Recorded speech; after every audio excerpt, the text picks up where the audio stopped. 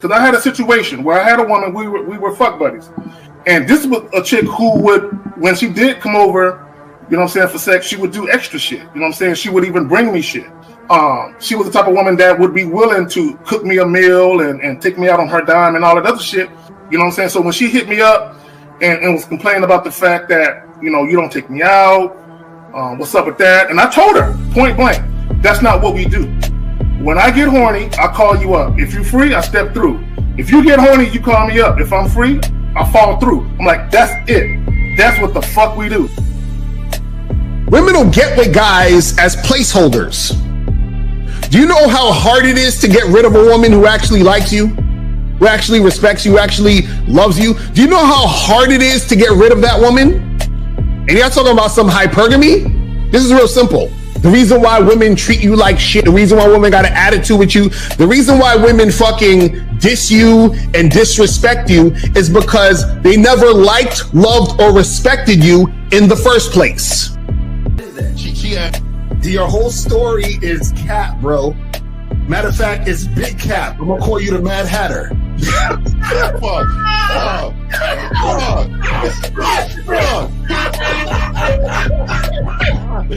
Fuck! I don't know why it would happen to me to lie. You guys didn't even know me. Why would I lie to you? Let's just say you did. You act like you've never had sex a day in your life, bro. What it is you're lying to yourself. You're lying to yourself. That's why you can't make any progress, bro. All the sex that you've gotten, I'm pretty sure it's handed to you. When a woman meets a man that's valuable and knows who the fuck he is, she knows that she can never overpower a nigga with game or a real dude or a man of value and not even to say a man of value, because that sounds too much like what other niggas be saying. What I really mean is a man that knows his value. When a woman is dealing with a man that knows his value, she knows that she cannot overpower him. So she ends up saying to herself, well, if I can't beat him, I gotta join him.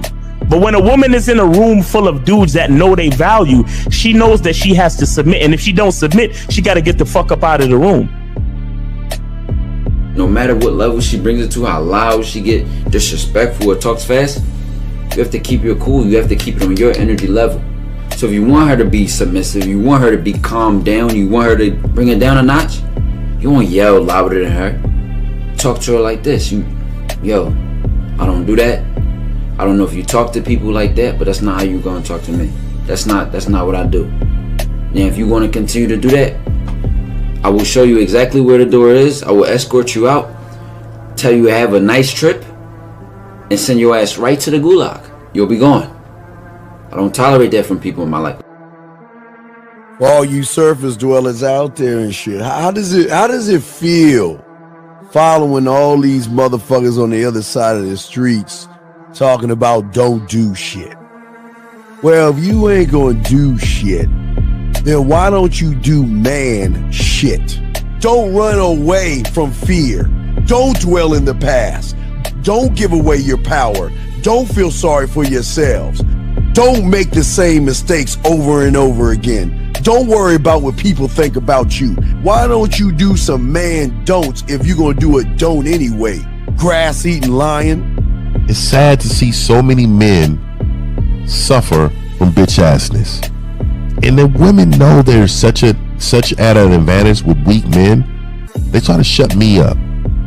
This is the part of being a man, is standing on your squares, understanding that nobody's going to move me. I move mountains. Nobody's going to move me off my square. They need to respect your word.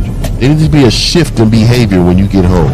They need to understand what the deal is when you're around them. There's no such thing as compromise with men. Compromise. You should be fucking at the truck stop. All day. That's right. These conversations are obviously too in depth. They're too in depth with these bitches, man. What are we talking about? You're a truck driver. Bitch, I come in every state and I fuck hoes. That's what I do. And you gonna be one of them, or I'm gonna find one that will. And the thing is, if she got an issue with you not having a place to stay, that means she ain't really feeling you. Respect to Scary Perry for the $5 super chat. He says, "Salute to the Real Game No Theory panel, best show on Sunday." I don't know what leaving pussy on the table means, because pussy's not valuable enough to be left on the table in the first place, in my opinion. Exactly. I'll have Christmas lights back there, and I'm fucking bitches under the light. The following program is rated MAN. It contains assertive men who are kings of their castles, men who don't make excuses or blame women for everything that's going wrong in their lives, men who don't make the game about women, instead they make the game about the man. So, if you're into theory or use soft, weak-ass words like hypergamy, red pill, no fap, be on your purpose, high value man, or money, clothes, and status, buddy, you're in the wrong place, and you need to go 2 doors down where the male cuddle parties and circle jerks are going on. This is a man's space. Since the fall of the PUA community back in 2007, most PUAs ran underground because they had nothing to offer.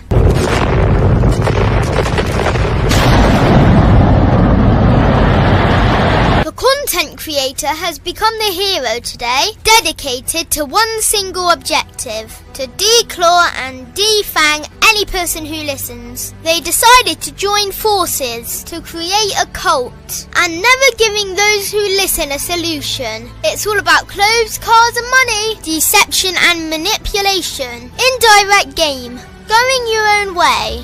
They talk pills and plates. They complain. They blame. Fake it till you make it. I just don't get it. A man doesn't need to lie to meet women. He just needs to learn how to spit flavour in her eyes and in her ears. Thanos broke down the game when he said, "As long as there are those who remember what was, there will always be those who cannot accept what can be." Even in darkness, a man can find light. Sometimes the world doesn't need a group of fake heroes teaching lies. Sometimes the world needs a group of anti-heroes to bring balance, order, and truth to the game. It's time to summon the authentic players of the game.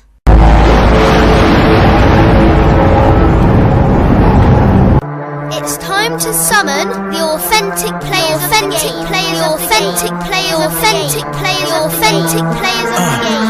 Let it be no confusion. This here is a movement, leveling up, real talk, ain't no illusion. Helping all the men see the light, that's right. Only bringing the truth, you can't deny, that's the vibe. We gon' bring you the insight, bring you the game plan. Show them we real men, we ain't never breaking. You know what I'm talking about, I know that you hear me. Yeah, this is real game, no theory. Let's go, real game, no theory.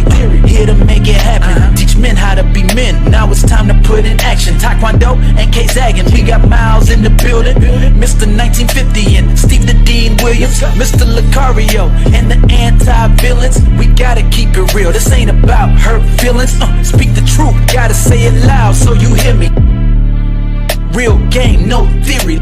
They don't want you to be who you destined to be. Real men are necessary, not accepting defeat. Talking the man mindset, and this is the time now. We will never fold, never fall off or bow down. Time to make it happen. We ain't even stressing. So many don't take accountability for their actions. I gotta say it louder if you don't really hear me. Speaking the truth, this is real game, no theory. Yo, we here. Shout out to everybody. What's poppin'? What's good? Yo, what's going on, peoples? What's poppin'? I don't know if my sound effects working or no. Y'all can't hear that shit, right? Yeah, no, I can hear it. Okay, hear it now. Okay, yesterday it wasn't working. It was acting stupid. No, okay. So yeah, man. So we here. Shout out to everybody, man. So so let's get it. So what are we talking about today? What makes your presence so powerful? Now, for those of you who don't know, 1950 and Steve, they're on assignment right now. Nah. We got beef. Fuck them niggas. we kicked them off the show. It's mad drama. You know what I'm saying? Like exactly. I start making think pieces and shit. Yeah, you know what I'm saying? Like real game, no theory exposed behind the scenes. You know, like there we go. So real quick, matter of fact, we got to keep the tradition up. So we got the bad boy of the dating game. What's going on with you? I'm chilling, man. Chilling. I'm chilling, man. You know what I'm saying? So, guys, make sure that you guys go to shoplocario.com, get all the books, audio programs, and video programs. Go to badboymembership.com, get that shit cracking.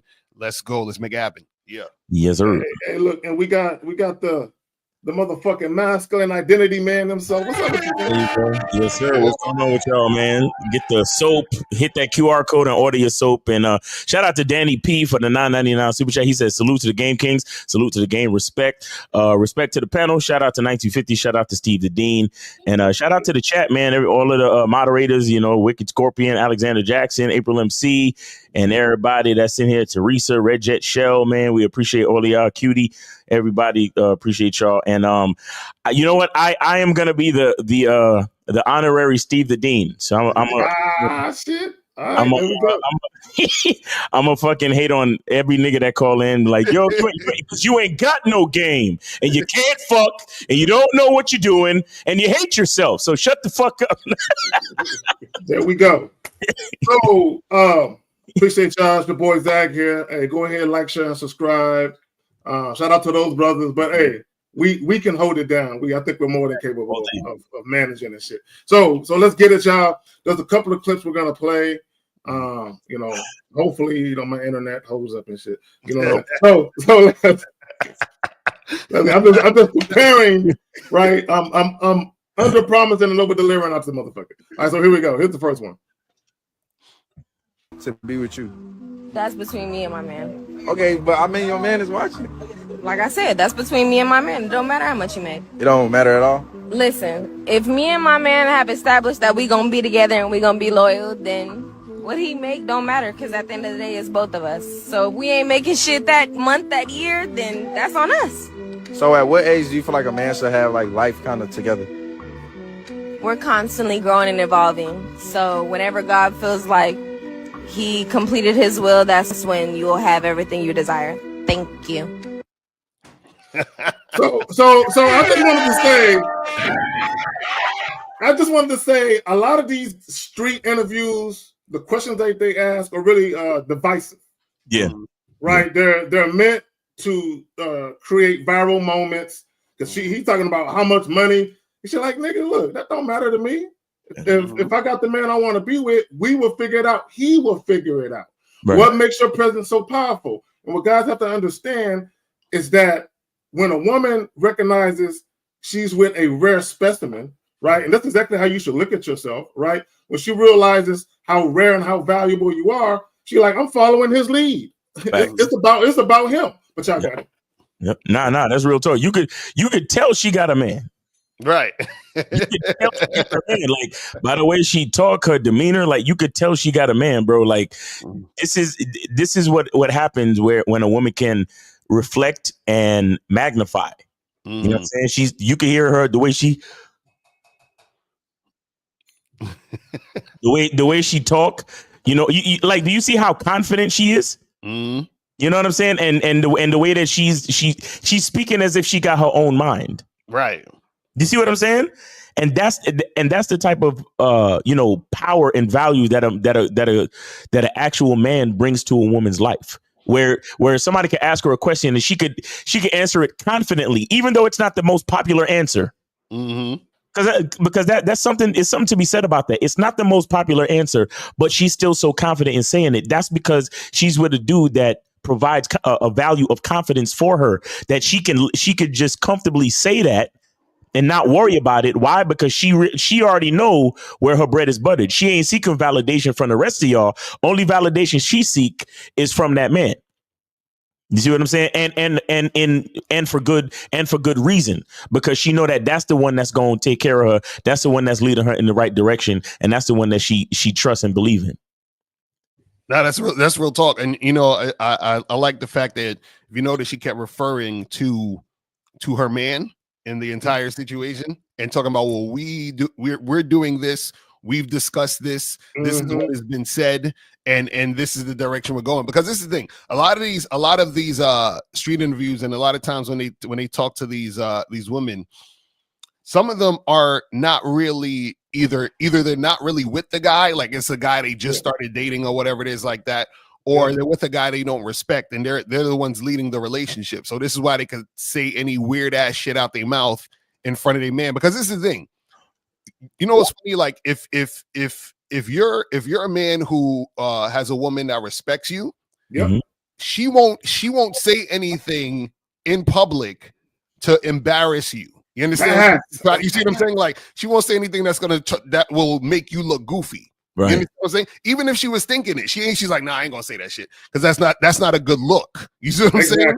But women who don't respect you don't give a shit because they don't respect you anyway. You see what I'm saying? And then they're just like, oh, I want the spotlight on me, and I want to show how much I dominate this loser. That's basically what they do in them situations. You know what, El? That's some real shit. It's almost like she's showing out for the women. Right. Ladies, I got you. We running shit over here with these weak ass niggas. Right, exactly. Right. But I just want to point out as well that, a lot of guys, they complain about, how women are. And my thing is, you've never had a woman who admired you, who adored you, who respected you, right? Who held you in high regard in public and in private, right? Like Shorty's doing right there in the interview. A lot of guys, they've never been with a woman who would conduct herself like that on behalf of what they got going on. Right. And I just want to point out as well, again, when we talk about what makes your presence so powerful, a lot of guys, they're just happy to have the woman. Not realizing the woman should be happy to have them. Real talk. That is real shit. So guys, call up 919-647-9392. 919-647-9392 is the number. If you got a question, put a Q in the chat. Yes. Phone lines are open. Go ahead and call in. Phone lines are open. And wait a second. Ready Rock. If you want to call in, Steve ain't here today, so call in, yo. Hilarious. Ready Rock was having nightmares last night. Ready Rock said, and for y'all that don't know, Ready Rock called in to the Manhood is a Skill Set show, or did he call into our show, Lucario? I think it was our show. I think it was our show. Yeah, he called into Lucario and I show on a free call. Always. He was talking about how he was having dreams and nightmares about Steve the Dean. Lord have mercy. Nigga, you. Anyway. Yeah, I don't. Yeah, just seeing niggas in your sleep and shit. That don't sound. I don't see that, bro. That's crazy. So look, there's another video, right? And I swear, I didn't pick this video up. I'm trying to make fun of the chick. Real quick, I'm about to start calling Steve the Dean Freddy Krueger out this bitch. But anyway. There you go. No, and I'm not, I didn't pick this video because I'm trying to make fun of the woman. All right. That's because some guys didn't get it, right? We have the title, What Makes Your Presence So Powerful? And then the thumbnail, it talks about your absence. So I just want guys to see when you had a woman in your life who lost her spot, I just want people to see how women really act when they really give a fuck about you and they realize, damn. Right, here we go. Don't make it up. Don't make it up. What? Next question. Over me. What? He picked someone over me. I'm never gonna be beautiful. You're beautiful. I'm never gonna be good enough, and I'd rather God take me today than any other day. She's gonna be. You're beautiful.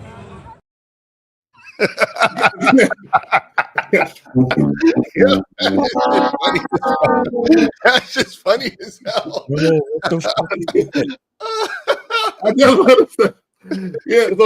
So for those of you who didn't get it, she saw her ex with another chick.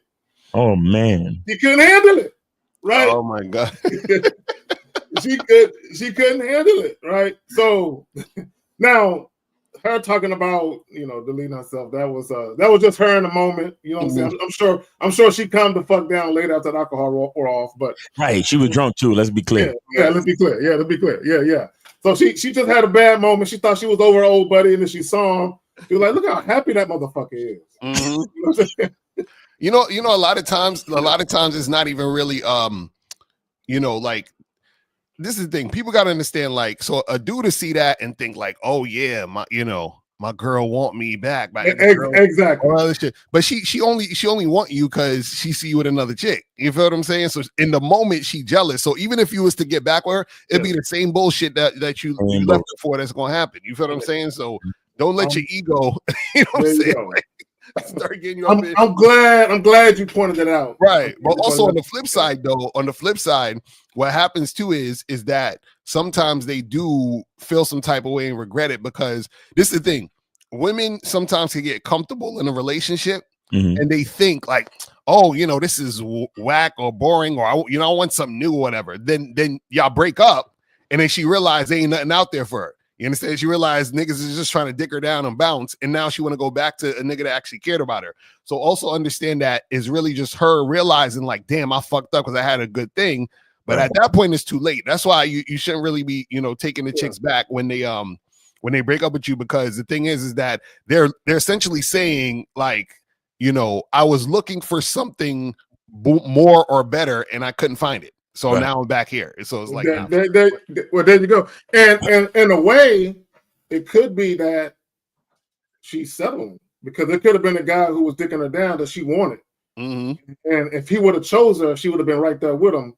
But because he just piped her down and left her, right there, she like, you know what, like you said, I just want to be held at night.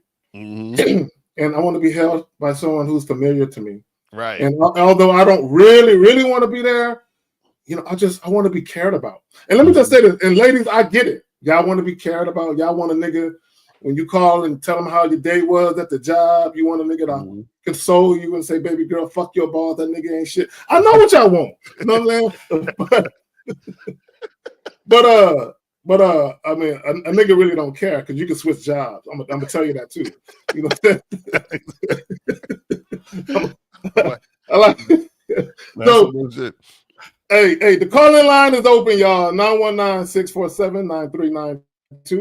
919-647-9392. If you got a question, put a Q in the chat. Yeah, call them. Y'all better come on with it, man. We got to do. Yeah, put them questions in there too, because we can answer your questions and all that other shit. Yeah, call in, you grass-eating lions. Right, exactly. So, but I think that the topic is great, because like, what makes your presence so powerful? I think a lot of guys gotta understand that, because a lot of guys don't have a powerful presence, and then they wonder why they can't get women. You know what I'm saying? It's like dudes just be out there, talking and trying to make things happen, and things don't happen, or they deal with women who disrespect them and they wondering why, and it's because your presence isn't powerful. And your presence isn't powerful in most cases because you don't actually believe the words that are coming out your own mouth. Right. So how the fuck is she supposed to actually, like, what I'm saying, believe you or believe in you to even want to submit to you? You feel what I'm saying? Because all submission is her being under your mission or your program. But if your mission and program is shaky or is non-existent, then she can't really comply. You see what I'm saying? So a lot of times, you guys gotta understand, sometimes women don't comply with y'all because there's nothing stable or strong or structured about you in the situation. And I would add this: there's no intrigue, there's no anticipation, there's no damn, I can't wait to see him again. Right. Like where she's actually at the crib rubbing her legs together like a cricket, like I can't wait to see him again. I can't wait to smell him again. Like Andre Taylor, like he said, there's you don't have heavy footprints. Right. And this is what I find funny, right? And a lot of guys, but they don't understand. Now, let me just say this. There are going to be some times where women don't call you back simply because they were never really interested. Or there's also going to be times where women just don't get back at you because there was nothing meaningful about their encounter with you. There was nothing that stood out where they're yearning to be around that aura, that presence, right? So this is why when women, when they act like they don't want to go where you're suggesting, and they're like, well, what about this place? What they're telling you is the venue is more important than your presence. Right. Like she could close her eyes and turn around in a circle and pick any other nigga out that would be there in your spot, and she would be cool with that too. Right. So it's got to be a situation where a woman actually wants to see you. We get on calls, Miles? Yeah, we're gonna close. We're gonna close. But I want to say something to the title, and we have to look at the the nature of men and the nature of women. So the nature of women is to reflect and enhance. So, and what I mean by that is that a woman is, because of her very nature, she is reactive. Oh, perfect. All right, here we go. There we go. 610, and I think I'll try to get back to that when we done. But we got 610. You are online with the Manhood is a Skill Set Show. Name, age, city. How can we help you? Real Gay No Theory. What's up? Wait, hold up. Nigga, is that whipped cream in your drink? Hell yeah. This right here means that she loves you. Lacario got a cup of whipped cream with a dash of coffee. Oh, it's a latte. No, it's a latte. You're right. Oh, it's a latte. Yeah, right. This nigga getting custom homemade lattes and shit. Don't be jealous. All right, hold on. We got 610. 610. You are wow. Yeah, I'm jealous. I ain't going front. 610. You are online with the Real Game No Theory panel. Name, age, city. How can we help you? What's up, fellas? 44 years old. Okay. Yeah, just you fellas always giving out great games, so I said let me throw this question out. All right. So I just hit this one joint. I only seen her twice. Mm-hmm. First time, just went for coffee, made out right there in the car, everything else like that. Mm-hmm. Second time, asked her to come through. She drove an hour, 20 minutes to see me. Mm-hmm. I was staying at the hotel, and we did get something to eat right before I smashed. Okay. All right. And honestly, I only really, even when I was smashing, I was like, man, I maybe only want to hit it one other time, to be honest with you. Okay. And so I did manage to come, and nigga, what? Okay, we gonna need to. Hasn't hit me back. So listen, I asked to see her one more time, but she hasn't hit me back. So, what could be some of the possible reasons for that? Well, you said you only wanted to hit it once or twice more. She just beat you to the punch. Oh, Miles, you got to do the Steve, man. You can't fuck. You can't. Exactly. She ain't calling you back because you can't fuck. You ain't got no confidence. You ain't got no game. Grass eating lion. You know what's crazy? That could be a possibility, right? But no, check it out. Before I did feel it. That thing was wet, so it ain't like she was just saying that shit was wet. She kept saying it's so wet. I was like, that shit was wet when I was feeling it. You know what I mean? Because she was probably horny. Look, guys, let me tell y'all something real quick, okay? Don't let a woman's wetness get to your ego. Some women are just naturally get like that. You know what I'm saying? Don't matter who running up in it, right? So just don't let that shit get to your ego and shit. So wait, let me ask you. So you said you went out, y'all smashed, and then you said that you texted her and she just didn't respond. Now, at first she responded basically what's up, and I was like, hey, how about we meet here in a few days, and there was no response. And when did you text her that? I texted her that yesterday morning. Yesterday morning, and so the whole day happened, and she didn't hit you back. She still haven't hit you back. Right. Okay. Yeah. So basically, usually a lot of times what happens in those situations is she's trying to look for her best option. So you're telling her, you told her you wanted to meet her when? What day you told her you wanted to meet her at? Next this coming Friday. Okay. So now what's happening is that she's trying to weigh out her options because she probably has some other dude who's probably trying to see her Friday. So she's trying to see, okay, is he going to hit me back first? Let me see what he says first, and then I'll get back to you. You see what I'm saying? So sometimes that's what women will do is, so let's say there's another guy she's talking to, and the guy say, yo, I might be free Friday. I'll hit you up and let you know. Right. So she don't want to tell you yes until he says it, until she knows whether it's happening with this guy. Do you see what I'm saying? So that could be a possibility too. But also sometimes she just ain't interested anymore. You understand what I'm saying? So right. So that could be it too. So let me ask you, so y'all went out and you said what did y'all do when y'all went out? I just went across the street at some restaurant, got some grub. So y'all went to go eat? Yeah. Right. Oh, King Dre said she probably was cheating on her dude. Yeah, that happens too. That's a fact. and smashed him real quick and went back to the other dude. That could be it too. She could be cheating too. But Cola, why do you care? Since you only wanted to hit it another time once or twice anyway. She wasn't. It sounded like she wasn't that important to you. So what's the point of caring? I'm gonna tell you why he caring. My ego, like what's up? Oh, your ego. Yeah, I knew it. I knew it. Well, how you don't know she got hit by a bus? Right. I knew it. Yeah, right. Could be. No, caller. I knew it was your ego when you said that she told you it was wet. Because in your mind, you're like, well, if it got so wet for me, how come it ain't wet for me now? How come she don't want no more of this? You know what I mean? That's in your mind. That's what you're thinking. Y'all have to understand, right? That you're not the only guy that can make a pussy wet, bro. I'm sorry to tell you, bro. There's another guy who probably has a more masterful stroke game than you. You know what I'm saying? It's okay. Masterful stroke game. That's fact. The thing is this. The reason really don't matter at the end of the day. Like we're just telling you the reason so that you could kind of like understand. But at the end of the day, you know, either she gonna do it or she not. You understand what I'm saying? And there's a million reasons why she couldn't be doing it, but it doesn't matter the fact that she ain't. And if she wanted to, she would. You know what I'm saying? See, here it is, Cola. Right. You the issue, the main issue here when it comes to your masculine identity. See, you have to understand that masculine identity is not ego. But and here's why.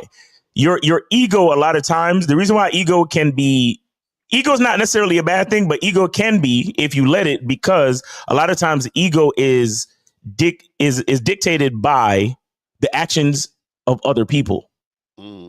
Do you understand? And what's happening right now is that you are letting how you felt about the interaction, you're letting how you feel about yourself be based on the actions of another person, the actions of the woman. Meaning, the fact that she's not hitting you back makes you think that there's something wrong with you. Right. Do you understand? Yeah. And so what that tells me is that your masculine identity is not actually established. Because if somebody could just, do something and then all of a sudden you start questioning yourself and who you are and your stroke game and the entire experience. Look, let me explain something to you. As a man, right? When you have experiences, and this is why we talk about gratitude all the time.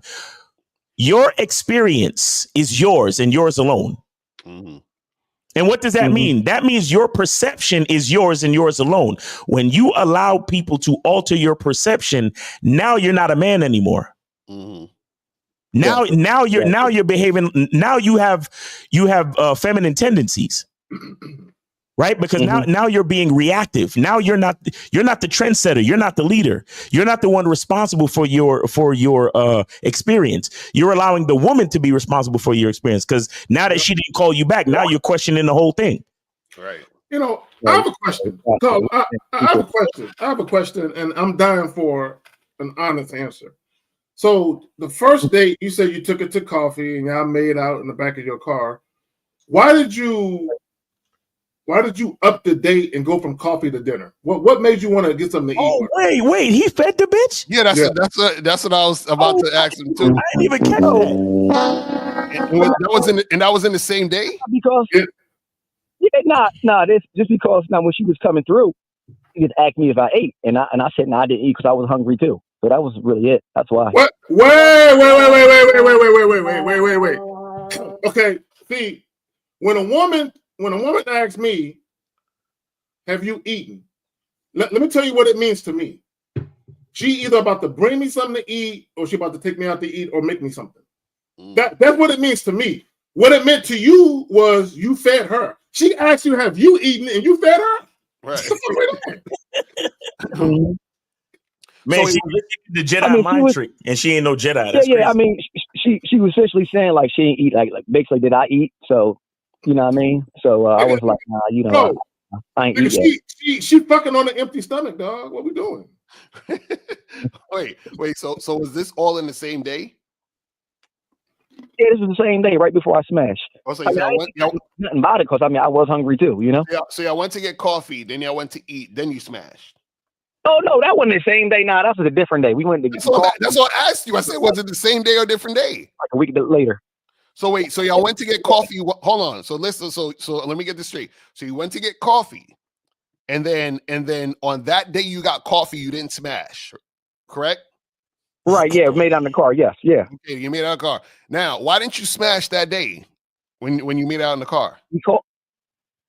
Because she was visiting my city, because she also had an event with her son, so she had to go pick up her son and then go back home, drive like 2 hours to go back home. Okay, and so the second time you saw her, that's when y'all got food. Yeah. Yep.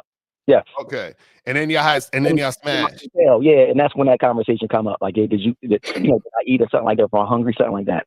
Okay, and then so now when you texted her to see you this next time, what did you say I was gonna do? Now I say, hey, do you want to meet up with me like in New York? Like, right, this to do what? What did you say? What was the plan when she was gonna come meet you? I ain't say nothing. I just, hey, do you want to meet up with me? This Friday. No, she was out of town. She was getting some out of town dick. That's it. That's it, bro. She wasn't really stunting on you, bro, because you ain't even had no plan, and she still came through. She did that Jedi mind trick on you because she realized the type of nigga you was. Yeah, bro. So this so I understand. She was coming to visit your city. She doesn't live there. Right. Yeah. That was the first time. Then the second time when she drove like an hour and a half to see me, she just came through, drove an hour and a half. Oh, okay, cool. Okay, no, say no more. That's what I wanted to get out of you. So is it fair to assume that because she drove an hour and a half to see you, you felt obligated to buy her something to eat? Like that's the least you could do? Is that what happened? Not at all. Honestly, not at all. I ain't even care about it, bro. I mean, I was hungry too, bro. All right. But it's not about that, bro. You understand that that's not your woman. That's not your woman. You don't have to feed her. Mm-hmm. I mean, I ain't show no need, but I just think, hey, I wanted to get some grub as well, bro. Okay. I ain't feel like I have to do it to hit it, to be honest with you. Now, okay, so caller, this is what I would say to you and to all you guys that feed chicks. Hey, if y'all like it, I love it. If y'all ain't got no problem with it, my only thing to y'all is a lot of guys complain about chicks using them for food. Just don't complain about it when it happens. That's all. That's all I'm saying. Right. Now that certainly can happen. Absolutely. So why? Okay, so why didn't you make a plan? Because I just wanted to see her again, bro. This coming Friday, I mean, I just thought, hey, she knew what getting together the second time actually meant. So, what does it mean? That's what I'm saying. You see. You try to do me. See, I be fucking up. This is why I talk about a man that lives by default instead of design. You said I tried this. I want to see her again to see what seeing her the second time means. Call her. How old did you say you were? I'm 44. You are a grown ass motherfucking man. How about, now I know it's gonna sound crazy, my nigga, but how about you decide what the second time means? Mm-hmm. Right. That's what we're saying. Like what we're saying is you're feeling some type of way because she didn't respond back. But what is she responding back to? Ooh, right. That's how I know. That's how I know she drove an hour and a half and she was like, I might as well get some dick. and then after that, she's like, I'm done with him because he ain't even got no plan. But I just needed some quick dick. Like, because notice she had to make the plan for you about getting something to eat. Damn. Or this nigga getting clingy. And let me just say why. Right? Because he spend a day with her eating, you know what I'm saying? Probably had some appetizer and drinks and you nigga probably had a dessert after, right? So, but also when you I definitely getting clingy. Not with okay. Okay, but let me ask you this though. When you hit her up to see her the second time or the third time, what was your plan? Were you trying to have sex? Were you trying to take her out? What were you trying to do? Honestly, man, I was thinking, hey, I can hit it. I can go out, whatever, But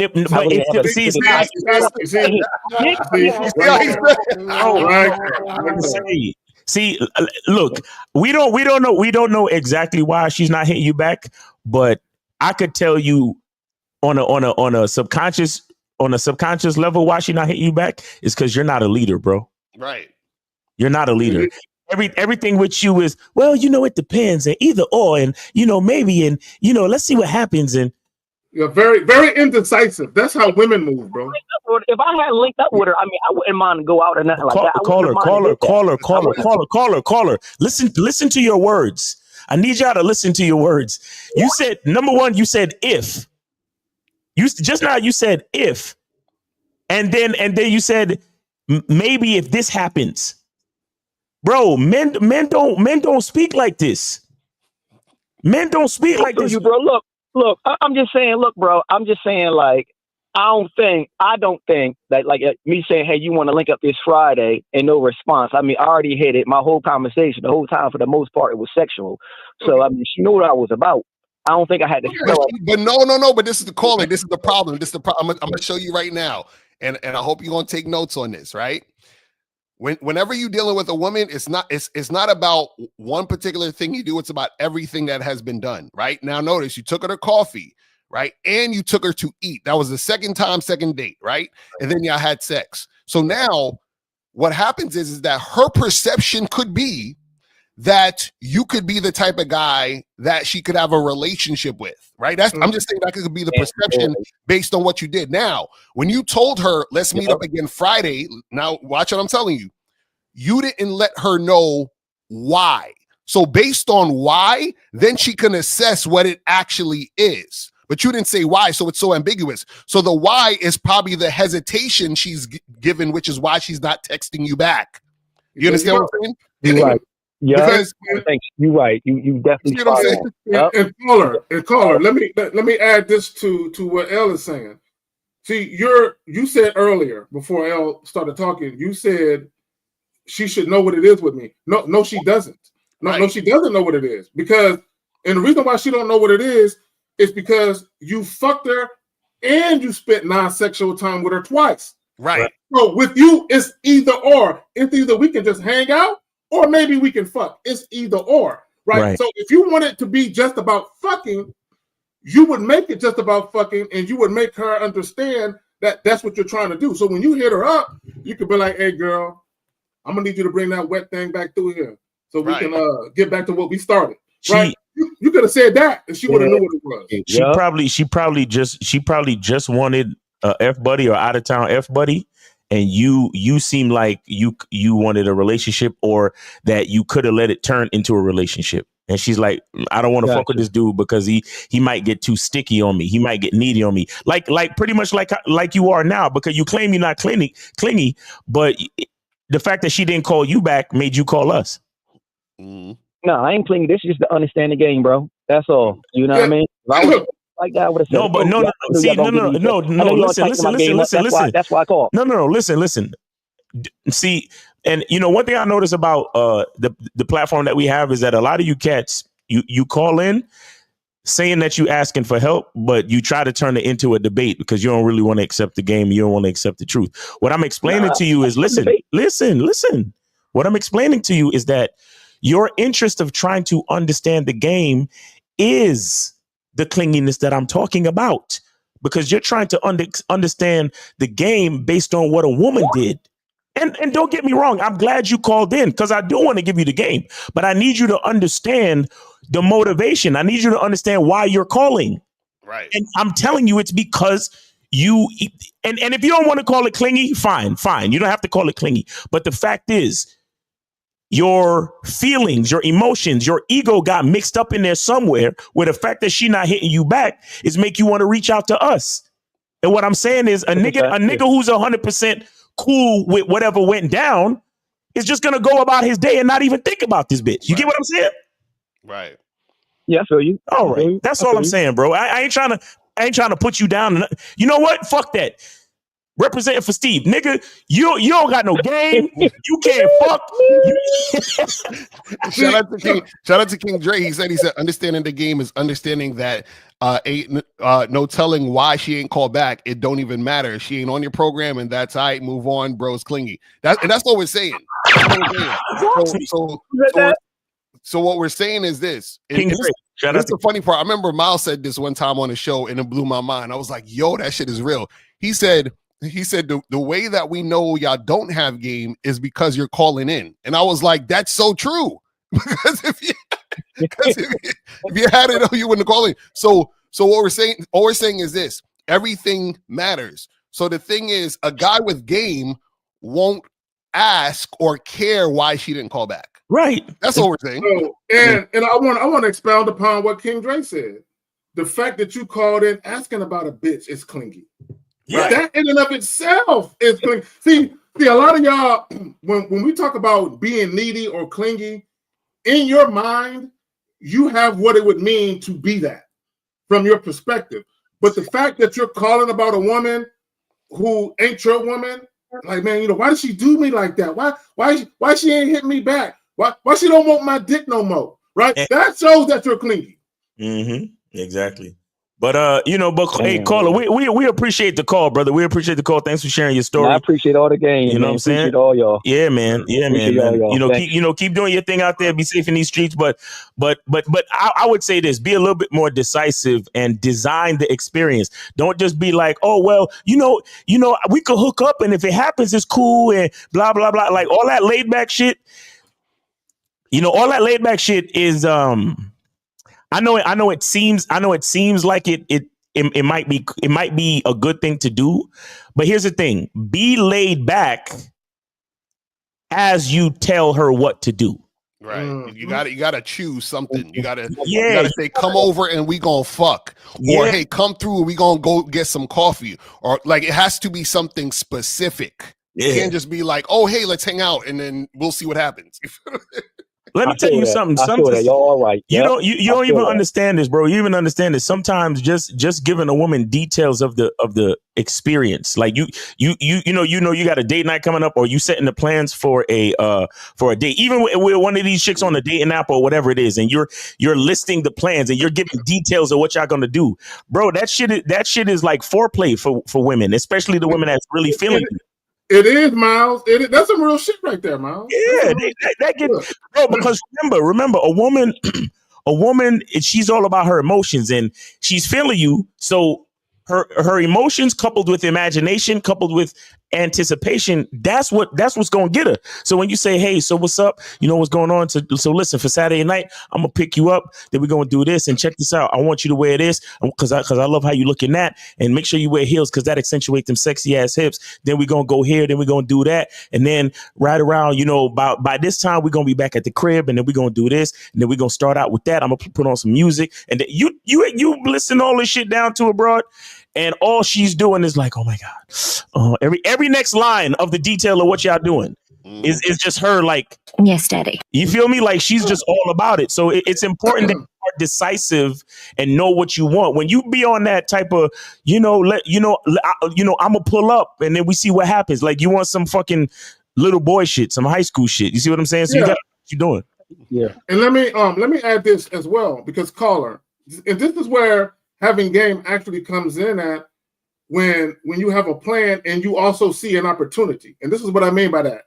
If you wanted to create a fuck buddy situation, you could have set the tone for that to happen. Right. So when she came back to town the second time, instead of taking her out to eat, feed her dick. Right. Then you could have just fed her that. Right. And just made it sexual, and then told her after that, hey, look, we could do this on a regular basis if you're feeling it. Right. So if you with it, you have my number. Anytime you come into town, hit me up. And if I'm free, we can make it happen. You could have said it. Now, it doesn't guarantee that she would have been with it how you laid it out. But if you wanted to establish that type of situation, you have to move like that. Mm-hmm. Right. Fact. See, your inability to be decisive and have a plan, and you being all over the place, like it don't matter what we do. I mean, as long as I see her, we'll figure it out when I see her. Right. In her mind, she like, I'm not really with all of this guesswork. I want a nigga that got a plan. So when I do come to town to visit my family, I know exactly what's expected of me if I'm going to see him. Right. All right, caller. Right. Yeah. Yep. Absolutely. All right, man. We appreciate the call. Thanks for calling in, sharing your story, brother. I appreciate y'all. All right, man. Take it easy. Thanks, all right. All right. So we got 646. You are on live with the Real Game No Theory panel. Name, age, city. How can we help you? Oh, you good, Sean. It's ready, right, Sean? I knew it. I knew this nigga. You know, just a matter of time, brother. You know. Oh shit. What's going on, Ready Rock? Speak your mind, Shine. Speak your mind, Shine. Listen, check this out, Shine. Nigga never, I never in my life told you I had a nightmare about Steve, son. Like, nah, son. If you want to quote me, son, don't misquote me. I never said I had a nightmare about it. I said I had listen. I said I had a beautiful dream about. It's even worse. Oh, that's even worse. That's even worse. You should have stuck with the nightmare. Wait, please. I need that quote once again. Can you repeat that? Can you repeat that, Ready Rock?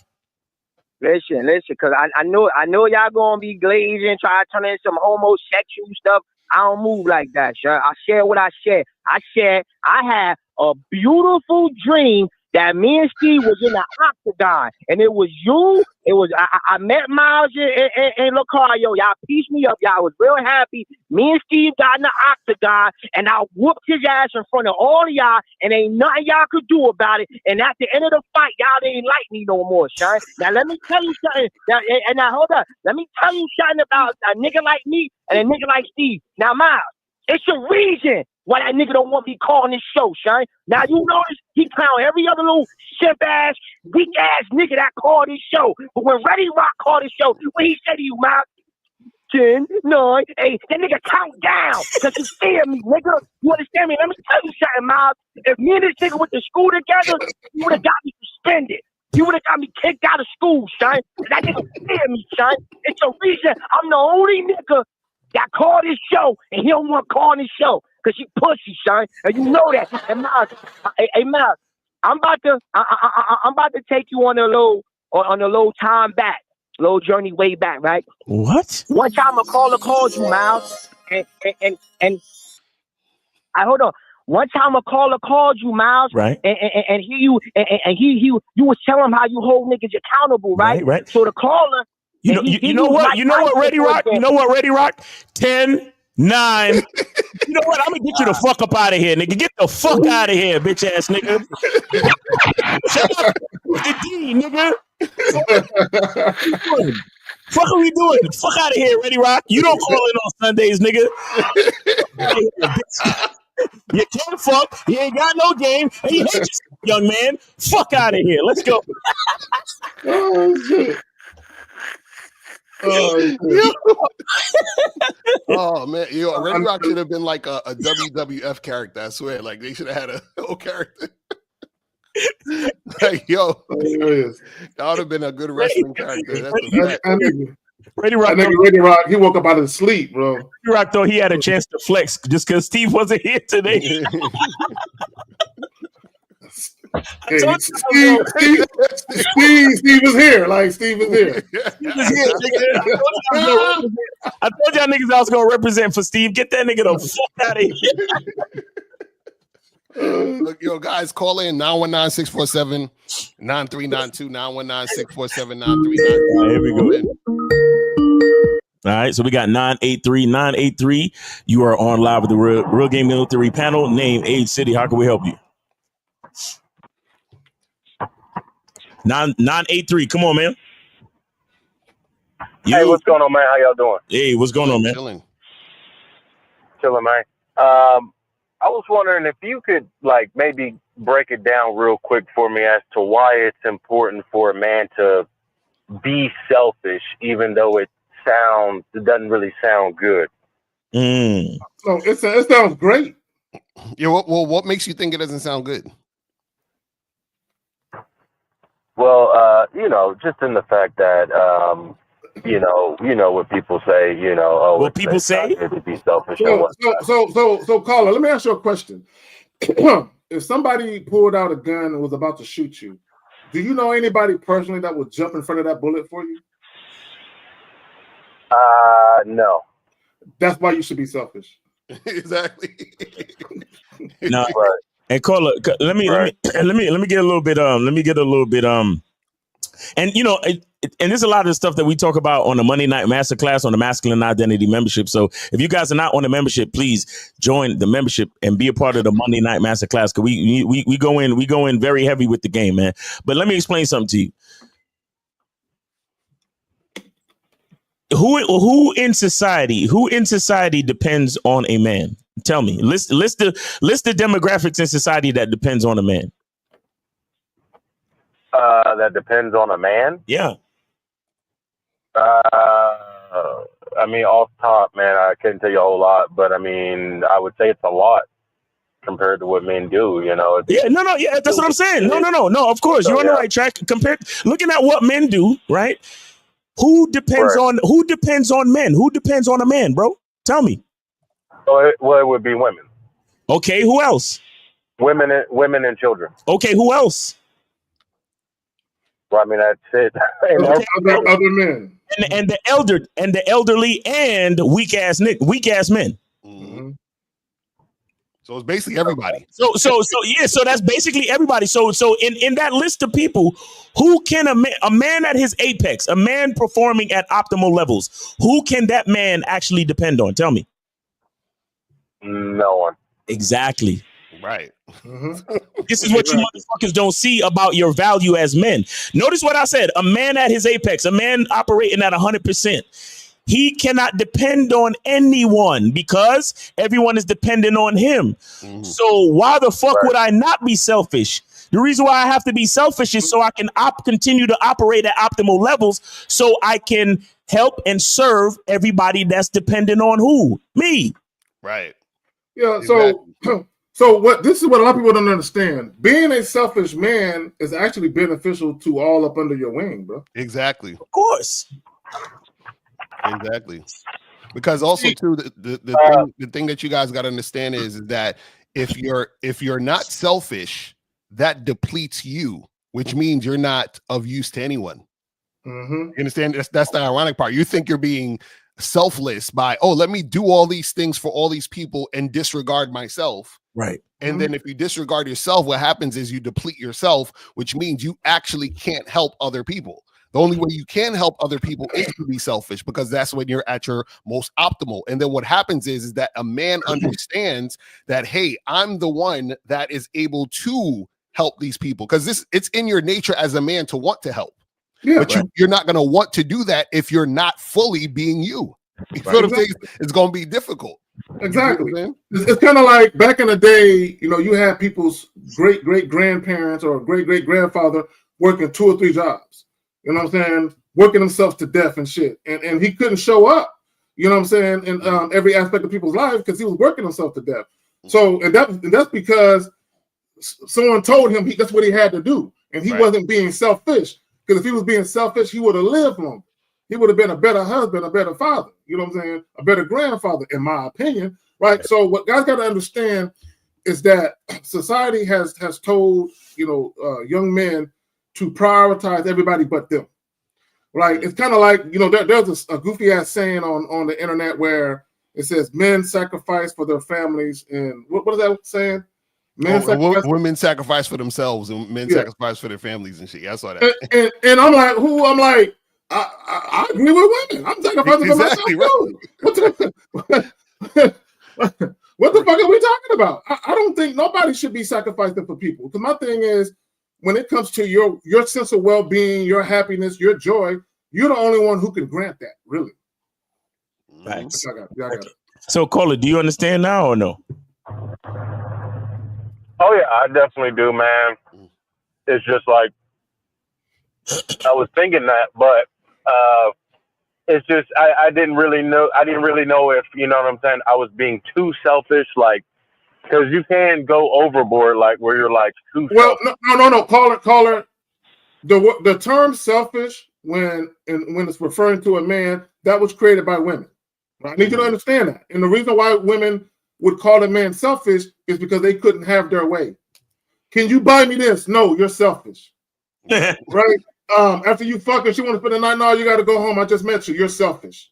You know what I'm saying? Right. Hey, hey, girl, look, this is what we're going to be doing tonight. Look, meet me at this bar. You can't take me out to eat. You're not concerned with me being hungry. No, eat before you get there. You're selfish. Right. You know what I'm saying? What's going overboard? Give us an example of overboard. Right.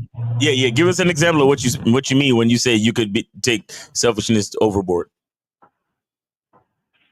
Well, like okay, not like okay. Let's say you're at work, right, and you're pretty selfish, right, and all you care about is you and your hours. But let's say the company wants you to, I don't know, they want you to do extra shit at your job, and you're like, I'm just focused on myself. You know, it's like, could being selfish hinder you in a professional setting when maybe they want more out of you when it comes? But you didn't wait. But you didn't actually give you didn't. I mean, what do you mean working extra hours or what do you mean? Yeah, because aren't they going to pay you for the extra hours? Mm-hmm. Well, I'm not saying extra hours. I'm saying like, let's just say the company wants you to focus on more things, or like it could be, you know, just anything. You name anything. You know, are you talking about job duties, giving you extra job duties or something? What do you mean?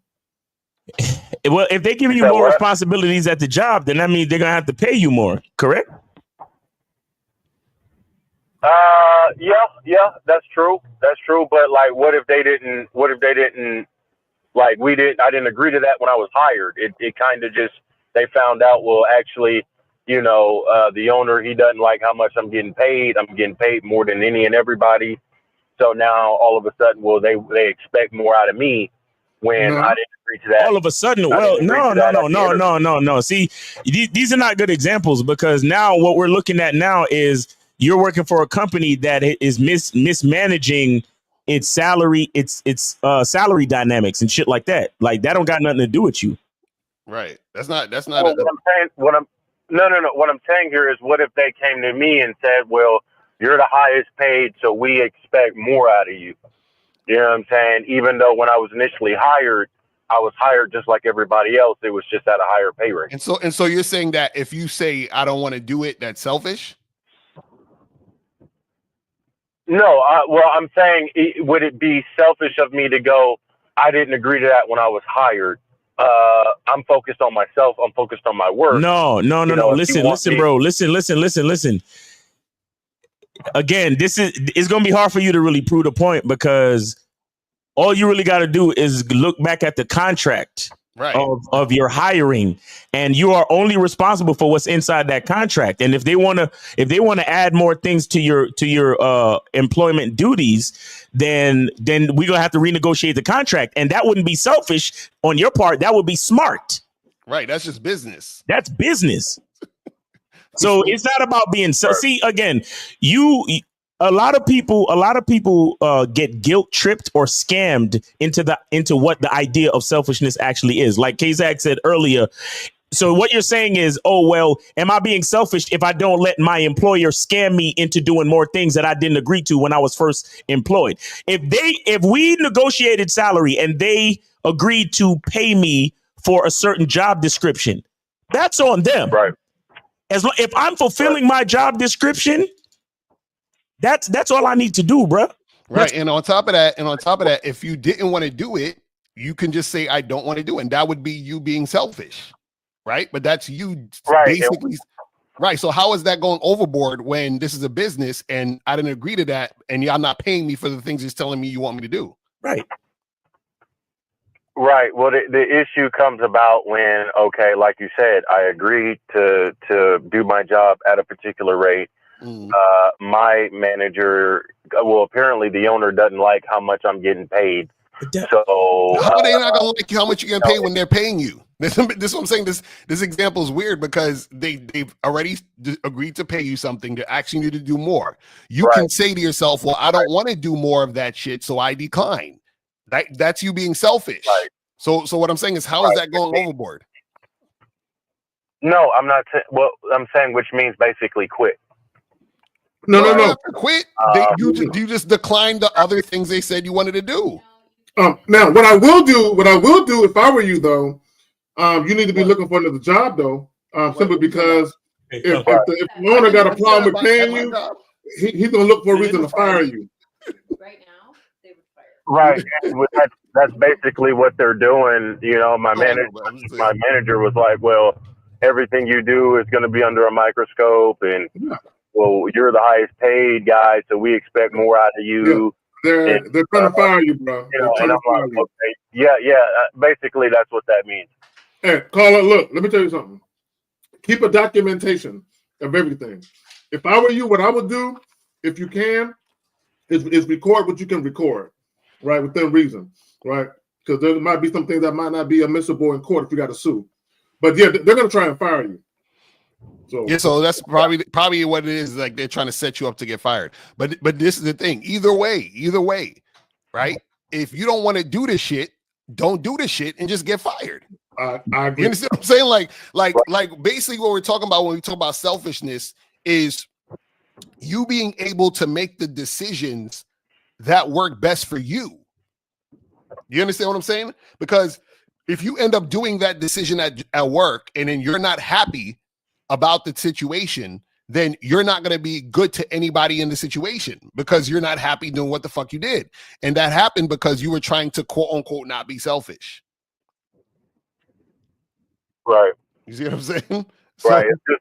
It's a weird situation, and I don't like none of it. So yeah, like I said, I noticed my manager, he was starting to do some BS. He was starting to do some shit that I didn't like. On the same he was told, okay, caller, look, this is what's happening. The owner already gave everybody their marching orders. So you're gonna feel like everybody is against you because their job security is at stake. So everyone's gonna band together and get you up out of there if they can, bro. If I were you, one, start looking for another job. Do not quit. Right? If they fire you, they gotta pay you unemployment. I think it's 75% of your salary or whatever the fuck it is. Right? So so what they're probably trying to do is get you to quit. Don't quit unless you got another job that pays you an adequate amount, right? If they fire you, again, they got to give you unemployment. Right. But hey, what was that? It was like a mentality thing that Miles was talking about one time. It was like something like focus on myself. What was that you was telling people to say? What was that I was telling people to say? Yeah, I think it was the last time y'all did, it was like the Game Kings documentary.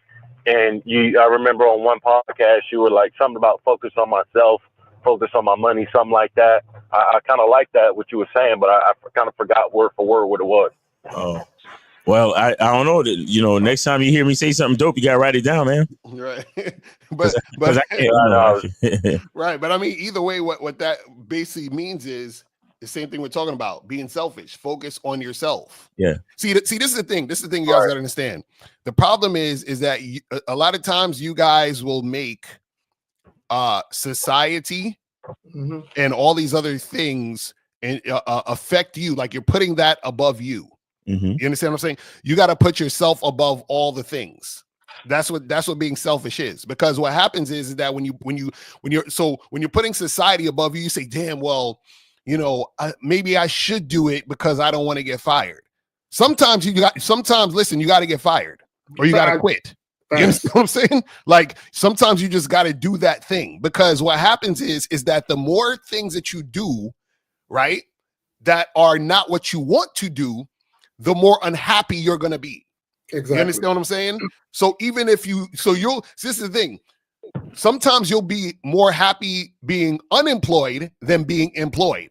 And some people don't understand that because what happens is that if you're in a situation where you being employed is making you unhappy, then it doesn't make sense for you to be employed at that place. Go to another place that you would be more happy being employed. And that's selfishness right there. You're saying, listen, I'm putting me first. I'm not putting because trust me, that job will get rid of you in 2 seconds. They don't give a fuck about you. You understand what I'm saying? So you got to think about what's important to me, what's going to make me happy, what's the things that I want to do, and where do I want to go in this situation? You see what I'm saying? Wait, real quick. Charisma Strategy says, "Don't get fired. Always quit and end it on your terms."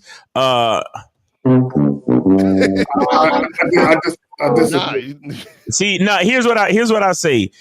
You got to be strategic about all things. If you know it makes sense for you to quit, then quit. Right. However, strategically speaking, based on the rules of employment in the basically in the United States, it may make more sense for you to get fired so you can qualify for unemployment, bro. Right. Exactly. You understand what I'm saying? So you got to be strategic about everything. So don't just be in your feelings or try to prove a point to your boss and all that other shit, because ain't no points gonna be proven. As soon as you leave, they're gonna forget about you.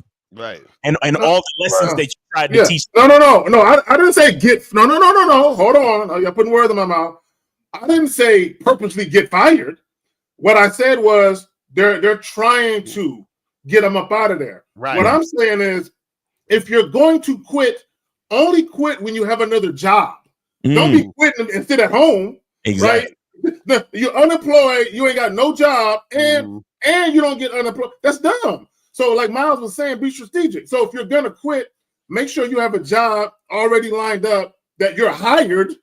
Not that you think is going to hire you, where there's a start date and they're paying you the amount you need to handle your business. Then, if it gets too hostile, you can quit if you want to. Or if they fire you and you get unemployment, you know what I'm saying? Then at least you got something coming in while you work. Look for a new gig. That's what I'm saying. Right. Well, the one reason why I would say that I would quit instead of waiting to get fired is because I just noticed certain things at companies, like it will be in a meeting, and if they're trying to fire you, sometimes you'll be trying to say something, and then the manager or the owner will blatantly just kind of like ignore you, or just or do Well, caller, look. Like my mother used to always say, the handwriting is on the wall. Right? You're working for a company that really don't want you there. So either way, you got to get up out of there. You can't stay there. Like, you got to get up out of there. You just got to be smart about it. That's all. Right. Are you looking for another job yet, bro? Yeah, I'm definitely looking for another job, but I'm gonna have to relocate. I'm looking to move to a different state here, so I was just gonna quit, take the little bit of money I got, and just head to a different city. Oh, yeah. I wouldn't. I don't know if I would necessarily quit in your situation, man. Because moving to another city, I mean, have you researched the city you trying to move to? Are there any job offerings already set up in that other city? Do you at least have like interviews set up, or at least contacts, or anybody that you're going to be able to talk to when you get to that other city? No, that's how I got to this city. See, that's what I'm saying. And that's what I'm saying. It don't sound like you got a lot of resources lined up, bro. I wouldn't quit. Yeah, let me ask you this, and this is a very important question. I wouldn't quit yet. You know what I'm saying? Yeah, I wouldn't quit yet. Caller, do you have at least 6 months to a year of money saved up to cover all of your bills? 6 months to a year. Not quite 6 months. Not quite 6 months. Look. No, not quite. Look, okay, let me tell y'all something. And I understand that most of America lives paycheck to paycheck. But it will behoove you to get to a point in your life where you have, at minimum, at least 6 months for whatever your mortgage, your phone, your groceries, your car note, your insurance, all of those bills that you need to survive, right? Have at least that amount of money saved up over 6 months, just in case you run into an emergency and you're looking for a job. You know what I'm saying? You got some time. Right. And I don't know. I think like Lucario said, man, like if I stayed, like I feel like I'd be in a way disrespecting myself, because I know how these managers get. Like, we'll be in the meeting. You know, like I just don't like that shit. Hold on. Shout out to No Days Off. You need to get out your feelings, bro. And that's number one. You need to get out your feelings, homie. You need to remember that you need to realize that this is business. That's what you need to realize. And managers gonna be assholes. Shit, they probably baiting you to do some dumb shit. You know? Exactly. Because sometimes if you get fired in a certain way, then you won't qualify. You won't qualify for unemployment. Right. You see what I'm saying? No. I'm not. No, they're not baiting me to do anything physically. Well, I'm just saying. I could tell that you don't. You're talking about it because you don't like these people. What I'm saying is, it doesn't matter what you like. It's a business. Right, and this is why you need game, because game is strategy. Yeah, and you need to make sure that whatever you're doing is a strategic move and not an emotional move. There you go. Know what I'm saying? So even if you feel like, I don't like being here, you still need to not move based on how you feel. You need to move based on what's practical in the situation to get you out of there. You see what I'm saying? Because what we're hearing is it sounds like you saying, well, I don't like these people. Who gives a fuck if you don't like them? You know what I'm saying? Let me say this: if they're paying you a certain amount of money that you specifically can't readily find somewhere else, I'm squeezing every penny out the motherfuckers. They're gonna keep paying me until I get in a position where I can bounce on my own accord. So yeah, you can. But here's the thing about doing shit on your terms. When you work for somebody else, you can't really do shit on your terms. You're kind of limited. Right. So this is why I would tell y'all, look real quick, if COVID didn't teach y'all nothing, y'all better get multiple streams of income that nobody else can control but you. That's something y'all need to do. Real talk. Well, that's part of what I was doing. I wasn't, like I said, I was working to I wasn't working to just save money to get up out of there before I knew about what I knew about. Before I was working to save up money because I was going to start my econ business. But now that I know that there's some shaky stuff in upper management, it's like I'm going to leave anyway. But now I just need to start. I'm going to have to set that to the side and just start saving up bread. You know what? You know what? This is God's plan for you. See, God had to do this to you because he said he'd been thinking about it for too long, but he ain't been putting it into action. So now I'm gonna force his hand, so he got to do something. Right. You've been comfortable. And my thing is this: you talking about saving up for you or trying to open a econ business or whatever, or e-commerce business. But why do you now have to put it to the side? Well, because it takes money to get it off the ground. I don't have the. I'm gonna need I'm gonna have to dig into my money to get it off the ground, which I can't do because if I'm planning on leaving, I need money for 6 months of income. You need to work on your strategy, bro. You should probably hit up one of us for coaching, bro. Because I would like to like look into the details of your business. Because let me tell you something. Business, especially e-commerce, right? A lot of the products you don't even have to warehouse. So what kind of money? Everything is like paying for a website. That's you can use Amazon. You can use Amazon to do that. There's so many things. I don't know the details of your business exactly, but the fact that you're saying that now you have to put it to the side because you got to focus on saving money, that lets me believe that the strategy surrounding that business plan is shaky as well. Because you talking about management at your job is shaky, nigga. You shaky. See what I'm saying? Well, you probably don't know that much about the e-commerce. It's not off the ground yet, and that's what I'm saying, bro. That's what I'm saying. What does off the ground actually mean? Every business is baby steps. No. I can tell you if you let me tell you. Go ahead. So when I say by getting it off the ground, meaning, like you said, I have already found a product. I want to test the market before I spend too much. So when it comes to finding my product, I have my product. I just need to do a test run and be willing to lose. And what that test run is putting that product to market with marketing and the keywords and all of that in order to see and make sure if I should invest all of my money, or not all of my money, but more money into the product. I don't and right now, I don't have an amount of money to where I feel comfortable putting that, few $100s into it to see if it'll work or not. I'd rather do it from a place of I gotta at least. Yeah, I don't like. Is it a physical product or a digital product? No, it's a physical product. Okay, something that you have to create by hand? No, talk to suppliers. Okay, so that means that a person, all they need to do is go to the site, pay for it, and then the supplier creates it and sends it to the person, right? Correct. Right. So then that only really take a lot of money. That's what I'm trying to tell you. It should. Yeah, caller, you can do business with Amazon. Caller, hold on real quick. Amazon does business with affiliates, bro. Third party shipping. You know that, right? Yeah. I know. Yeah, I've already read up on all this. I know that. All right. All right. Well, listen, man. Hit us up on the back end, bro. All right, caller. Hey, we appreciate you, man. All right, man. Thank you. I'll hold it down. All right, be safe out there. Good luck to you. All right. Okay, go ahead, man. No, I was just saying. I think somebody just called. Y'all could call back. I think it was 929. Go ahead and call back. I think you got disconnected or hung up. But 929, call back. 929. Go ahead and call back. Go ahead. No, I just wanted to say, guys. All right, there we go. Let's do it. Okay. All right, 929. You are on live with the Real Game No Theory panel. Name, age, city. How can we help you? Hey, how you doing? Good afternoon. How's it going? Good afternoon. What's going on with you, man? Name, age, city. What's up? My name is Porsche. I'm from New York City, and yeah. How old are you? I'm 27.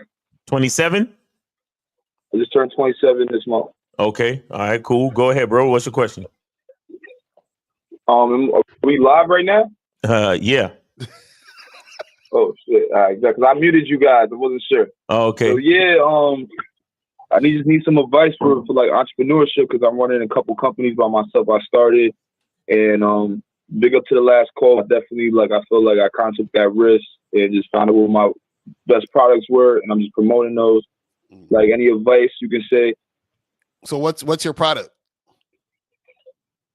So we got the best coconut water in New York City. We got herbal tea that's good for your immune system, your lungs. It's good for lowering blood pressure. Also good for focus and like getting rid of anxiety, depression, stuff like that. You can probably develop from being in very fast paced environments or certain things. So it's just I'm promoting health and wellness. That's one of the companies. And I also do marketing services at the other company. I print posters, business cards, banners, stuff like that. So caller, I have a quick question because I know you know that Miles and Lucario, they do the Media Monday joints. Do you have a commercial spot or a video clip for your products? Because you could have it played on a Monday joint. Oh, you guys do promo? Yeah, we do promo on Mondays. Yep. How much is the promo usually go for? It's you send $50 and we promote whatever you got, especially if you got a video or it's mainly for music, but you can still promote anything you want, any product you want. Okay, because I also write music as well. Oh shit, this nigga's doing everything. So what do you really I don't know trying if it's to do? the Caribbean in me, but I don't know what it is, bro. I just So how are you marketing your stuff though? How are you marketing your stuff? Honestly, I print my own flyers. I put them up outside. I put up. I go to store to store, storefront to storefront in New York City. And I let them know I can do like lighting for their storefront. I can do vinyls, different stuff like that. And that's honestly how I got my biggest clients. I feel like just taking that risk and just saying even if I don't see nobody there, the sales are just going and talking to people. I feel like so I got to just. But I feel like having a coach is probably where I'm missing because I feel I know what I need to do. I just feel like it's the environment or the people I'm around. I'm asking for advice, so I just feel like I gotta ask or talk to people that maybe I can learn from or grow with. So you got a website? Not just for myself, for others as well. So you got a website? I have a couple websites. Yes, sir. No, I'm saying a website for the products that you saw that you just described. Yes. I have websites for every, I have about 3 websites and they're all for different types of products. So one's the health and wellness, one's tourism, and one is marketing services. Okay, so how do you get people to your website? Promoting. So when it comes to the health and wellness more local, I do ship out in the US. I could ship over other countries if they. But caller, what you're not understanding what Lucario was saying. If you have product that you sell online, how are you promoting them online? Yeah, how are you getting people to go to www whatever? I'm not really familiar with that. I'm good with technology. I'm pretty good with typing. I'm good with doing research, but I have a lot to learn when it comes to I know it's not rocket science, but like I said, that's why I said I got to invest in a coach. The 50 will be dope. Doing because this is what you got to understand. So I'll just the coaching thing. So this is what I'm saying. Name me one of your products on your website. I'm gonna say the herbal tea. That's good for people that smoke or people that are dealing with asthma. So it has What's the name of it though? What's the name of it? What's the name of the product though? It's just it's like an herbal tea. It's not really. It's just the ingredients. It's a chamomile ginger iced tea with So it doesn't have an actual name. So that means I could just go anywhere. You think I should get more into labeling and focus on more getting into stores and not really having that? Yeah, but that's the thing. Look, I have soap. My soap is called Masculine Identity Soap, nigga. Here's what you're doing. You're just saying, yo, what's one of your products? Soap. Right. You see what I'm saying? What makes your chamomile? I can get chamomile tea from anywhere. I can get lavender tea from anywhere. I can get fucking black tea from anywhere. I can get green tea from anywhere. Why should I come to you? It's the why. It's about the why. Fact. And on top of that, you're not even differentiating it with the label. You just like, oh well, it's just the ingredients. It's just the tea. You know what I'm saying? It's herbal. It's herbal. Before I even do any of the product, you think I need to focus on the marketing? You feel like marketing is like you don't. What I'm saying is you don't have a product. You don't really have a product, bro. You don't have a product because I could go anywhere and get what you talking about. So you ain't differentiating. You ain't got nothing. You don't have nothing to pull me in. You don't have nothing to make me buy from you. So directly. I do have the product, brother, because I also sell it by the pound. So I sell everything I'm making. I can give it to you bottles. We also have a service, a home care service that we can go to the home and make the drinks for the person and teach them how to make it to themselves until they can do it on their own. Or people that are maybe like handicapped, elderly, or whatever that can't do it. How do you promote all of this? Because you're talking about products and service. How do you promote this? I need to step that up. Do you have a video? Do you have a video of a cute demure chick going to an elderly person's home and mixing the tea and the drinks for them and them smiling and talking about how before they started drinking the shit they had mad back pain and shit, but now since they started drinking it they feel better? Do you have anything like that? How much is your coaching, brother? How much is the? You see, you ain't ready. You ain't ready for prosperity, brother. Listen. Go to masculineidentity.com and book yourself a consultation if you really want to have a discussion, bro. Because what's the pricing starting with, brother? No. Go to the website. You'll see it. It don't take that long for you to see the price. I don't really discuss pricing on the lives. You got to go to the website because I want you to see everything. I want you to see it. So go to my website because I don't pay for my website for nothing. I see somebody in the comments saying reselling. It is majority companies, even to the fashion brands, that Louis Gucci. Hey, wait. We don't need to do that. Hey, get off your get off your soapbox. Get off your soapbox. You don't need to justify nothing to nobody in the chat. Be quiet. Right, I'm telling you, if you want some coaching, holla at go to masculineidentity.com, set up a consultation, and we can talk. I want to support your brand too, especially if it's black owned. I want to definitely support. Hey, please, it'll be the best soap. It'll be the best soap you ever buy in your life, honestly.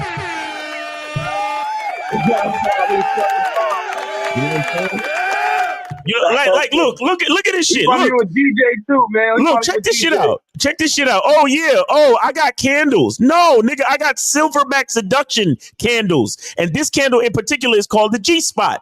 You can't find this nowhere else. Right. You gotta go to Mr1950.com to get this. This is what you gotta understand about branding, bro. Mm-hmm. It's not just a fucking candle. You could go anywhere and get a candle. But you're never going to find a silverback seduction G-Spot candle anywhere else but Mr1950.com. You could get soap anywhere. You're never going to find masculine identity natural luxury soap anywhere but masculineidentity.com. It's exclusive. It's about being exclusive with it. See, a lot of people look. A lot of people out there. Because I've been in those systems where people do resale situations. And even when there's a resale situation, as long as you stay within within the regulations, you can rebrand your service or rebrand the product to a certain extent without bothering the mother company, so to speak. So yeah, we got a lot to talk about, bro. Get yourself a consultation, bro. All right.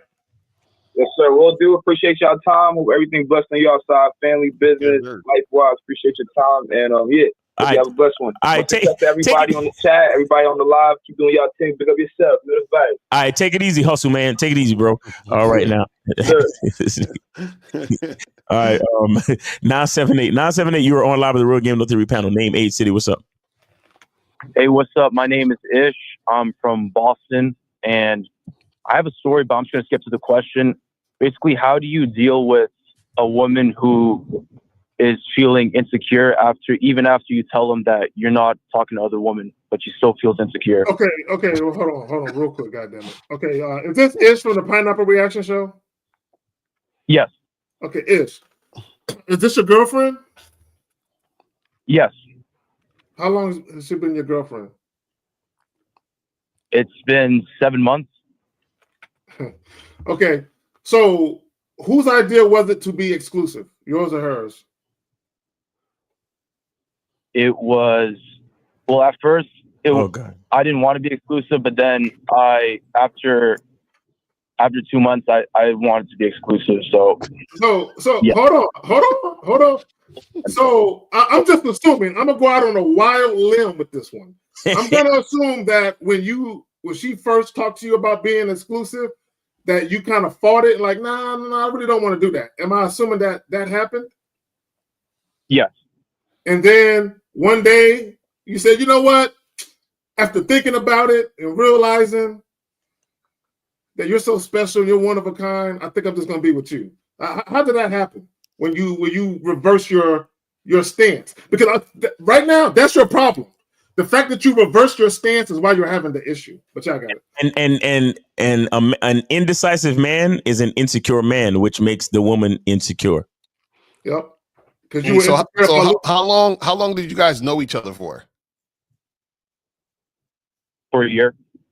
So you knew her for a year, and then after that year, y'all started dating, or y'all started being boyfriend and girlfriend for 7 months. So you known her for a year and 7 months. Is that what you're saying?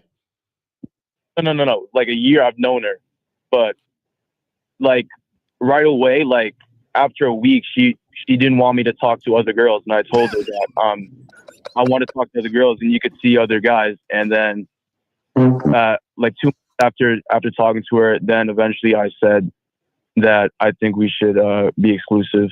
So after like 3 months, you was exclusive with her? Yeah. Okay. See. So caller, were you exclusive because she kept browbeating you, or were you exclusive because you didn't want to fucking with no guys? Tell the truth. I was exclusive because I felt like she was kind of like unhappy about the situation, and it was kind of ruining the experience. And you was trying to make her happy, correct? Well, yeah, because every time she would be like, because happy wife, happy life, correct? No. So why if it's no, then why are you so focused on making her happy? Well, yeah, you're right. This is what happens when you're not selfish. You know what I'm saying? This is what happens because now you make moves based on her. So you're saying that now she's telling you she's upset because she thinks you're fucking with other women? Is that what's the issue? Yeah, just yesterday, I was calling her, talking to her, and she said I felt bad, and then I was like, why? And she said this one girl that I'm following on Instagram, and she's scared that I'm talking to her. You see, you gotta leave her alone. You gotta leave her alone. You see, you guys, you call in, you can't fuck, your bitch don't respect you. You know what, caller? I got a question for you, big guy. Who on this panel is your coach? None of you. So you want to come over here and act like you understand something about game, but you're not a student of the game. Grass eating lion. I'm serious though. I'm serious. Shout out to C, but I'm dead fucking serious. You think just because you got yourself a little girlfriend that's probably fucking another dude that you got game? You ain't got no fucking game, grass eating lion. And another question: why do you hate yourself so much, young man? Huh? Tell me that. Tell me that, big guy. I don't. Tell me that, big dog. I don't. Okay, no, ish. Okay, so here's the problem. Number one, and I've talked about this so many times. Y'all men allow women to obligate y'all to monogamy and to sexual exclusivity. You allowed her, and then she hit you with the tears and the sad face and a long face, and you're like, baby, I don't like seeing you sad. Tell me what I can do to make you smile again. Don't fuck with no other chicks. It's done. They're done. I'm deleting them right now. Look, Krista's gone. Michelle, Regina, I'm done. Then, but let me on a real note. Let me say this. Let me tell you why you need to get rid of her. The fact that she is following you on social media just so she can go to your post and look at the bitches liking your pictures and shit, and then call you out about it, right, bro? You got to get rid of her. Let me just say this, and it's just what I need you to understand. You're dealing with an insecure woman who has low self-esteem. She's territorial and she's possessive. It gets worse. It gets worse from here, because I'm gonna tell you what's going to happen next. What's going to happen next? Any woman that she thinks is liking your post too much, she's going to reach out to them on the back end and get into an argument with them on Facebook Messenger. I'm telling you, that's going to happen next, right? You're fucking with a chick that ain't got it right here in the head because she's questioning you about social media and you're taking it. But also, I need you to understand, her wanting you to be faithful to her is strictly about securing her insecurities. It's for no other reason other than that. But y'all got it. Right. Wait, Ish, how old are you? I'm 19. Oh my god, y'all niggas is young as hell. And how old is this girl? Huh? She's 20. Okay. Yeah, y'all young, you know, youngins don't really know too much. But this is the thing, man. You want to fuck other girls, yes? Yes. Okay, so that's what you should be doing. Period. Okay.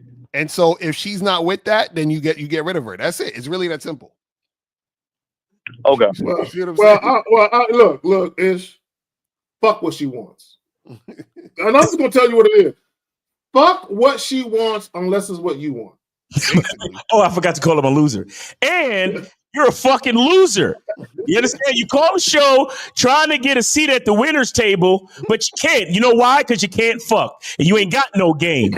Grass eating lion.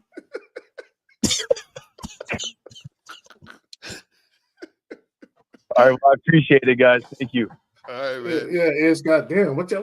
These women got y'all niggas making life choices and shit. Like, that's what I'm saying. I'm like, yo, y'all let women come into y'all life and they just tell y'all what to do. Don't do. Like, and here's the thing.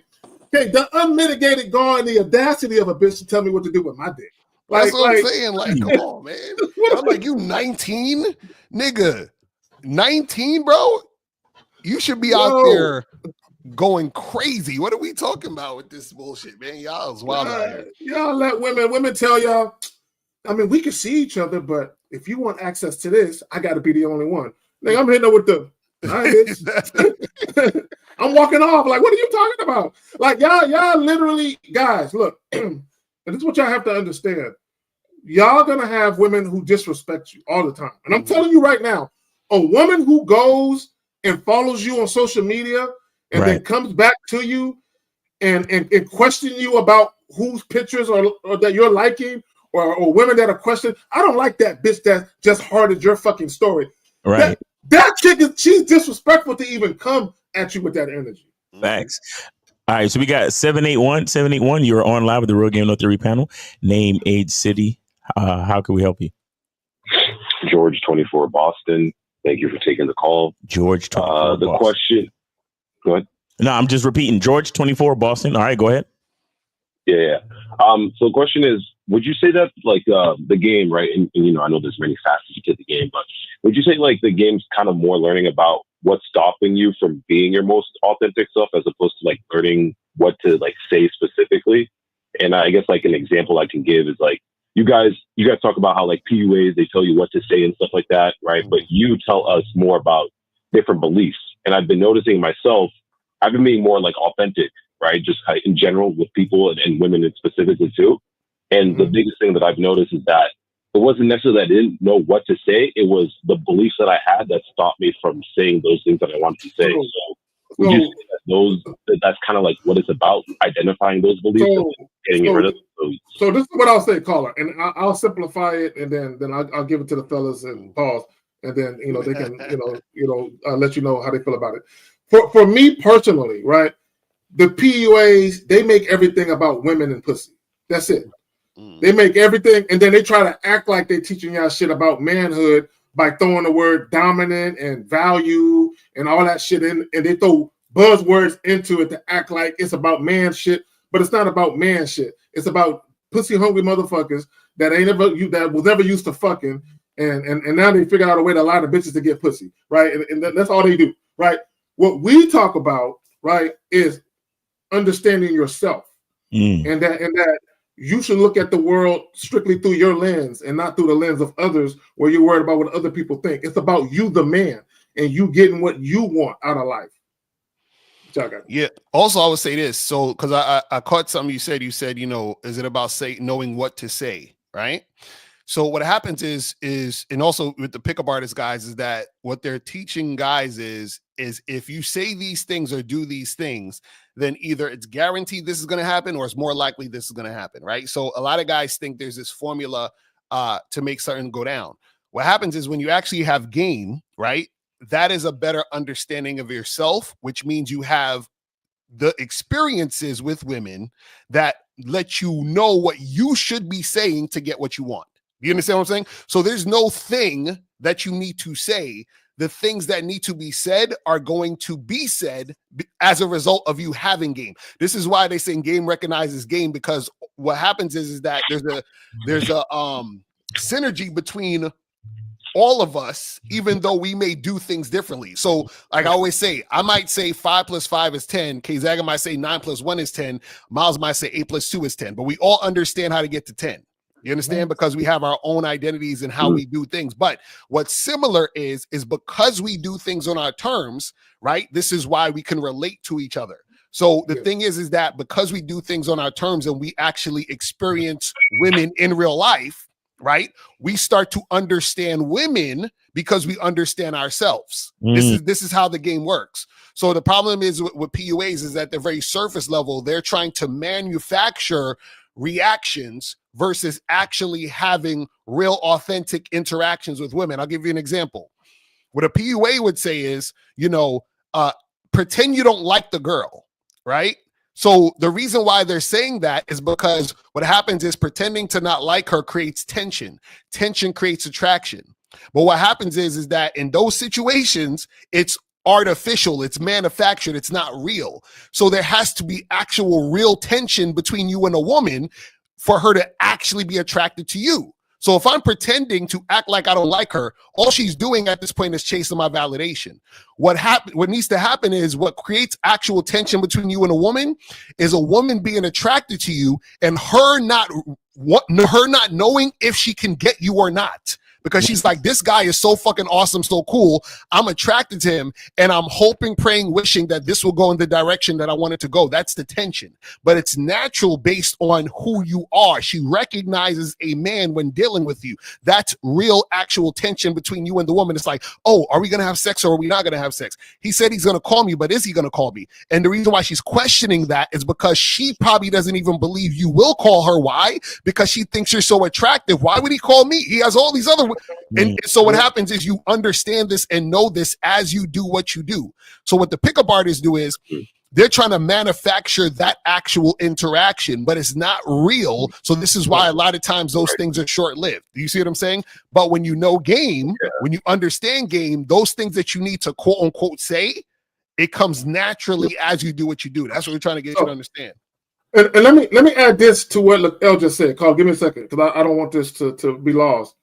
When El was talking about the guys are manufacturing these type of scenarios where a woman is chasing your validation, all that is ego at that point. So a woman is dealing with you from a position of her ego, right? Whereas when you have a genuine situation where a woman really wants to fuck with you, she will sacrifice her ego, right?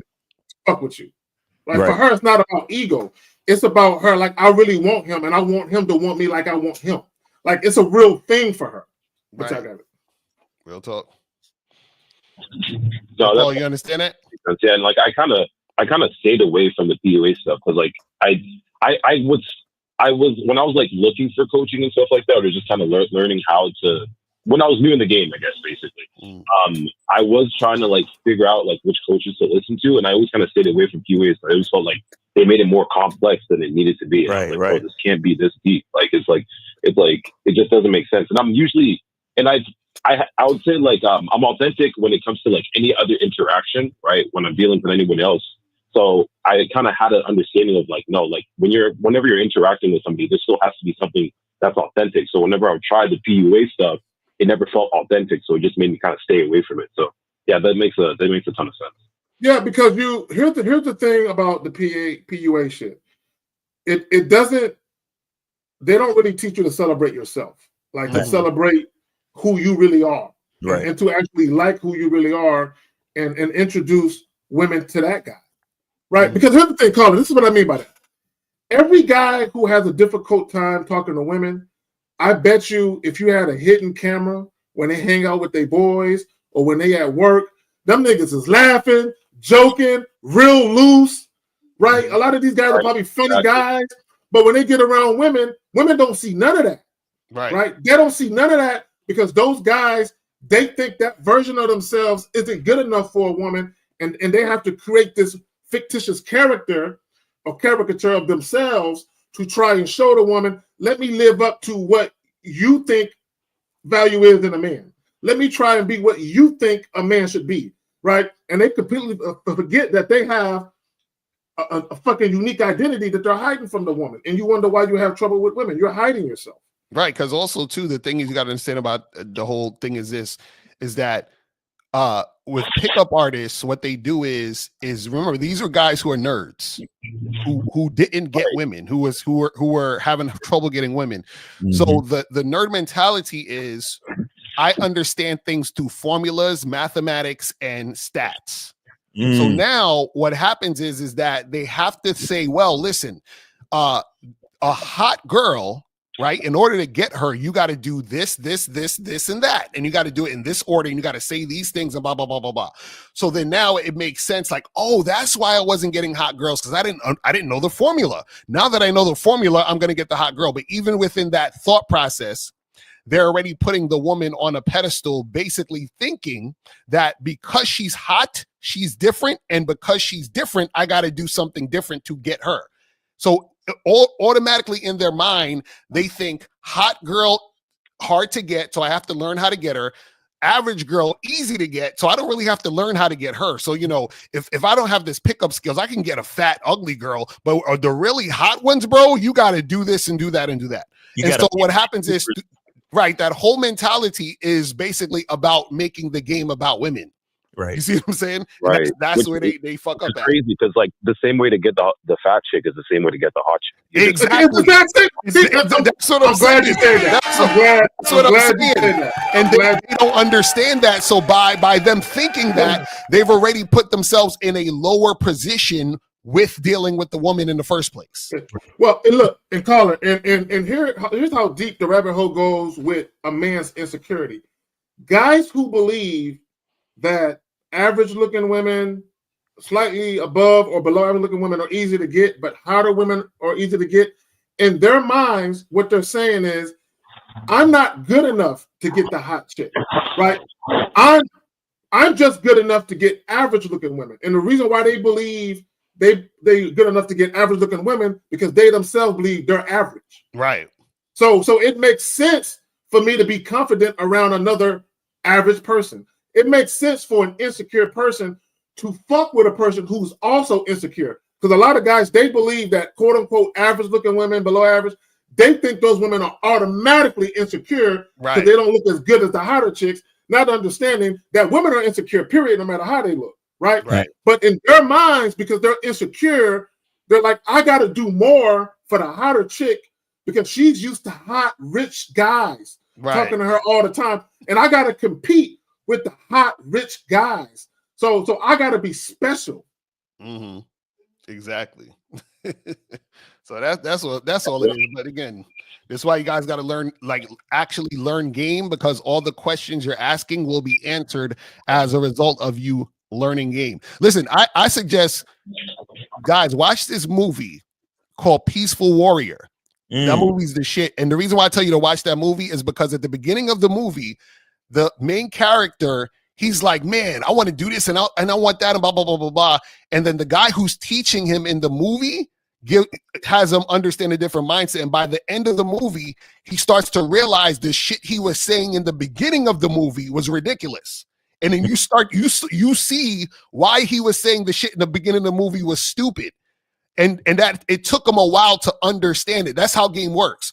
When you don't have game, when you hear us talking and you're learning game, the shit don't make no fucking sense. It's just like the Karate Kid. You guys got to watch it. When he's told Daniel's son, wax on, wax off, he was like, why the fuck you telling me to wash cars? And then once he started teaching him how to fight, he was like, oh shit, now I realize why you was telling me to wash the cars. That's how it works. So you have to catch up to the game. Karate Kid. You know what I'm saying? Yeah, that's a fire one. I was like that with the high interest women. Like, I was like, damn, I really got to cut her off when she says, like, I want to do this. But then you deal with a chick who's medium interest, and then you're like, oh, see, I know why. Now I know. Like, this chick is giving me, like, a hella pushback for no reason. Like, so yeah, it makes sense. Yeah. So, and Colin, here's the thing, and I know Elle talks about it. These medium interest women and guys, Elle talks about the high, medium, and low interest. I just want to point that out. But yeah, you can deal with them, but you're inviting disruption into your life. Right. Because those chicks are disruptive on some level. They're disruptive because you're trying to set shit up. The chick is fighting you on it. So here you go. You're trying to rearrange shit at the behest of the woman to try and accommodate her. And all you're doing is you spend more time trying to appease this woman than actually being pleased by the woman. Right? It's just work. You know what I'm saying? All right, caller. So you got it? Yeah, I got it. I'm working right now. So. All right, appreciate you, brother. Thanks for the call. Thanks for supporting the show, bro. All right, take it easy. All right, so we got 224. You're on live with the Real Game No 3 panel. Name, age, city. How can we help you? Yeah, Emmanuel, Jacksonville, 23. All right, what's going on? What's up? So I had a question, like how you deal with like dudes at the bar that are being disrespectful. You don't? What? What do you say about disrespect? You trying to holler at dudes? What's going on? No. Like I was basically just chilling, minding my own business, sipping on my drink. And this dude was talking to me and I was like, I'm not really trying to talk to you, bro. Like, yo, what's up? Hello, man. Well, anyway, have a good night. And he was like, all right, little homie. Okay, bro, let it, look, hey, you know what, caller, look, let me tell you something. When I was young, I was a hothead, right? I did all kinds of dumb shit. Caller, look, I'm telling you right now, I'm not only am I blessed to be alive, bro, I'm blessed to have my freedom, right? Because I was a dumbass, because I allow words to set me off, and I heard a saying, don't let people trick you out of your freedom, right? And at this juncture, what I realize is words don't bother me, and all my life I've been choosing to let words bother me, right? That's a choice.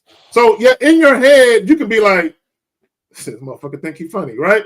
Well, because for him to call you little homie, right? Maybe you are a little. Maybe the nigga was taller than you. Maybe he was older, right? But you're allowing your ego to get in the way. Like I ain't no little homie. I'm a grown ass man, nigga, right? You allow your ego to make you feel that way. But go ahead, El. Yeah. So, Leah, why do you care that he said that? Like, what was disrespectful about it? I mean, like he's like a little bro in me. He's calling me little homie. Like I'm not your little homie. I don't know you, bro. Like, was he older than you? Or he look older than you? He was older than me. Yeah, so of course he's gonna call you little homie. He's gonna call you, you know what I'm saying? Like you the young dude, bro. Like what's the issue? No, but the way he said it, like, little homie. Oh, so you were paying attention to the baritone and the cadence of a man's voice while you was at a bar, supposed to be hollering at chicks. What? I mean, nigga, you gay. And then call me like, How did he disturb your peace? Tell us, please. Well, because like I said, I was just chilling, doing my own thing. Like I was just sitting there, not talking to no one, just drinking. And then he come up to me like, don't I know you? All this shit. And then I'm like, he's like, what do you do for a living? I'm like, whatever. Oh, it sounded like he was trying to holler at you. Nigga, you gay. Hey, dog. Hey, So, dog, yeah. so he was having conversation with you about what you're doing for a living, or that nigga said what you do for a living. No. Then when I said what I did, he was like, "Oh, well, I actually run a business with 150 employees." I'm like, you know, that's he cool. was trying to impress you, bro. He was trying to holler at you, bro. Yeah, bro. He probably had a penthouse and everything, though. You missed out. Yeah, he was trying to holler at you. He wanted you to be on the bottom. That's why. No, but caller, you gotta understand. Sometimes people like to converse and be chatty. You understand what I'm saying? I don't think he's necessarily trying to be disrespectful to you, and I understand that you probably didn't want to talk or whatever. But sometimes people just, they're just talk. There's people that are talkative, bro. You understand what I'm saying? So why couldn't you move and just go be like, hey man, it's been nice talking to you. I'm gonna go over here. Right.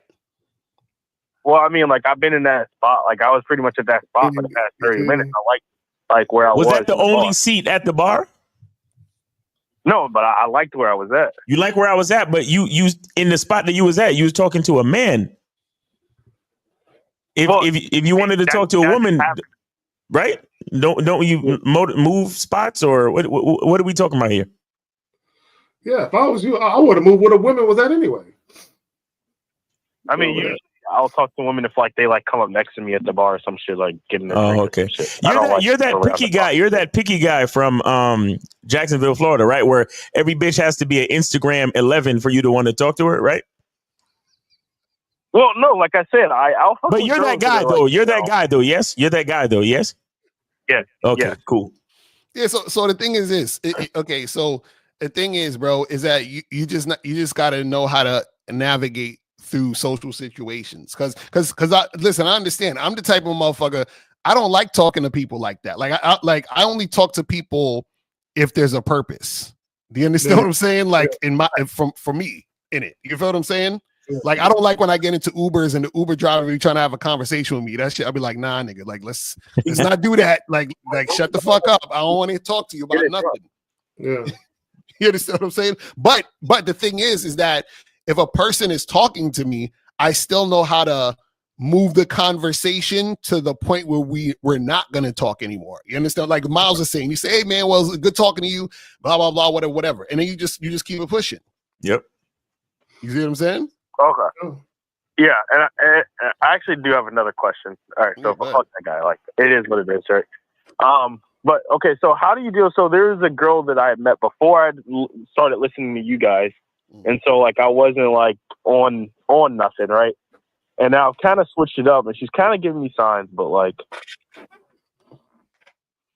how do I progress that forward when she already has that perception of me being that one way when I've kind of had some changes that have made. Well, hold on, let's back up. This woman you're talking about, how long have you known this woman? Probably known her 3 years, isn't seeing her around and shit. Okay. Have you had sex with this woman? No.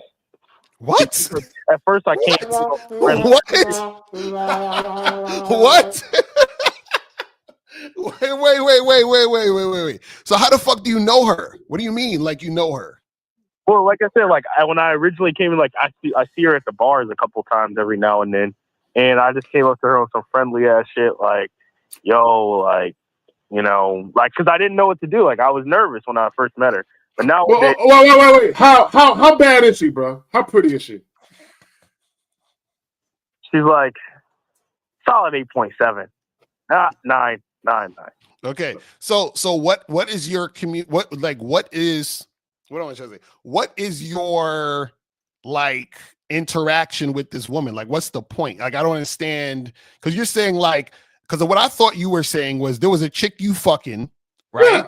And then what happened was that you was acting like a simp around her, and now you don't want to act like a simp because you've been taking her on dates as you were fucking, and now you just want to start. You're talking about a chick that you just saying hi and bye to?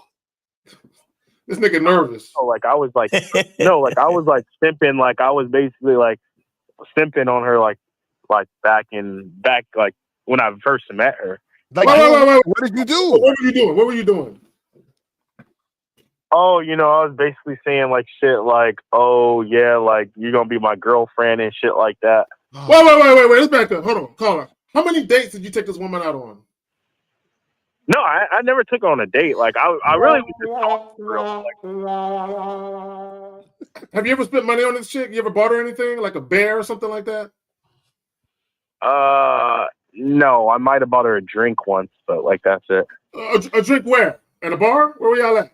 But yeah, at a bar. At a bar. So you did go out on a date then? No. I met her at the bars. Like I said, she goes to the same bars that I go to, so I see her a lot. So you met her at the bar. I mean, you saw her at the bar. You said what's up to her, and then you bought her a drink, and y'all was talking while she was drinking the drink. Yeah. So I mean, no. So that was like I said, we've met multiple times. Like I've seen her at the bars multiple times. She'll come up to me, give me a hug and shit, like we all in the Seinfeld friend shit. Yeah. You're her drinking buddy. You buy her drink. So I'm trying to talk about this drink part. What happened where you ended up buying her a drink? So we were talking, and then I was like, I noticed that my drink was empty. I was like, come to the bar with me. Like, I'm gonna get us a drink. And so then I bought us a drink. So then what were you talking about this whole time while y'all were drinking and all that other stuff? What were y'all like? That's what I'm saying. I was caking. Yeah, that's a wrap for you, bro. Yeah, call her. And here's the problem, because you said three years, bro. Right. 3 years? Like, if you would have told me 3 days or 3 hours, that would have been too long. But 3 years? See, call her. She already has a perception of you, and it's not sexual. Right. That's what I'm. Yeah, it's just like, and now she like still comes up to me on like huggy, friendly shit. Like, yeah, you're her buddy, of course. Yeah, you're the guy who buys her drinks. Yeah. How many times you bought her a drink? Not just the once, but. Bruh. And so every time she see you, what she do? She just come up, give you a hug, say, "Hey, how's it going?" And you're like, "Oh, it's good." And then that's it. You just like, walk away. Like she'll give me a hug, or like sometimes like she'll do like that. That one hug where like they wrap their legs around you and shit. What? I'm like, damn, man, I really fucked this up. Oh my God. So have you at any point told her, "Yo, let's get together and do something"? You never said that to her? Well, I've said like I've said things like that are flirty, and she like what? Please tell us. Okay, so like for example, I happened to see her out on Valentine's Day last week? 2 weeks ago. I don't remember when it was. It was like a week ago. Of course. How convenient, but go ahead. But yeah. So then I came up to she came up to me, excuse me. She came up to me and I was like, "Oh, what's up?" I was like, "You looking like you need some chocolate in your mouth right now." And she's like, "Oh, that was a good one." And I'm like, man. You need to look. You need to go to. Hey, can it get to consultations for Lucario on Shop Lucario or Mr. Lucario? Nah, Mr. Lucario. Go to MrLucario.com and set up a coaching session, man. You need to go to MrLucario.com and set up a coaching session. Let's see. This is what happens when you put chicks you think are hot on a pedestal. Exactly. You're her plaything, bro. Exactly. She said that's why instead of taking you seriously, she said, "Oh, good one," because you're a clown. You're entertainment to her. You understand? Somebody slapped her knee when she said it. It's a good one. So Caller, that chick. That's a wrap. That's 3 years. That's 3 years of her seeing you entertain her. That's over, bro. Don't even. You know what I'm saying? Yeah, that's a wrap. Because if she wanted your dick in her mouth, she would have been like, "It's about time." Right. She would have pushed up on you. So there was never a time she pushed up on you. Not ever. Not one time.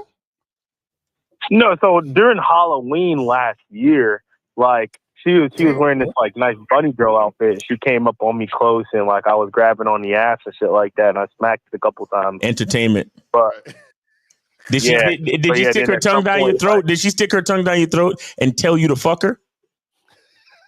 No. Entertainment. You're just entertainment to her. So right.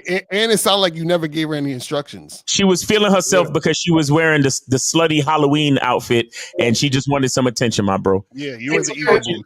Get some coaching from Lucario. Go to MrLucario.com and schedule some coaching, bro. We got a bunch of other calls already on overtime. Yeah, right. All right, so take it easy. All right, and then we got 516. You are on live with the Real Game No Theory panel. Name, age, city. What's up? 516. 516 once. 516 twice. All right. So we got 862. 862, you are on live with the Real Game No Theory panel. Name, age, city. How can we help you? 862, go ahead. Yeah, hello. My name is Calvin. I'm 28, and I'm calling out of Jersey. All right, Calvin, 28, Jersey. All right, man, what's your question? What's going on? So I wanted to know, what is like the grace time or like grace period you guys recommend for like a girl that shows up late on the first date? No more than 10 minutes. Okay. This is what I would say. If she doesn't call or text me and tell me she's running late, 5 minutes. But after she get there, I'm checking her ass though. But go ahead. Yep. Okay, y'all was calling me because I told my friends about a situation that happened last week, and they told me that I was being too harsh for leaving the date. Oh, your friends are bitch ass niggas, and you should stop being their friend immediately.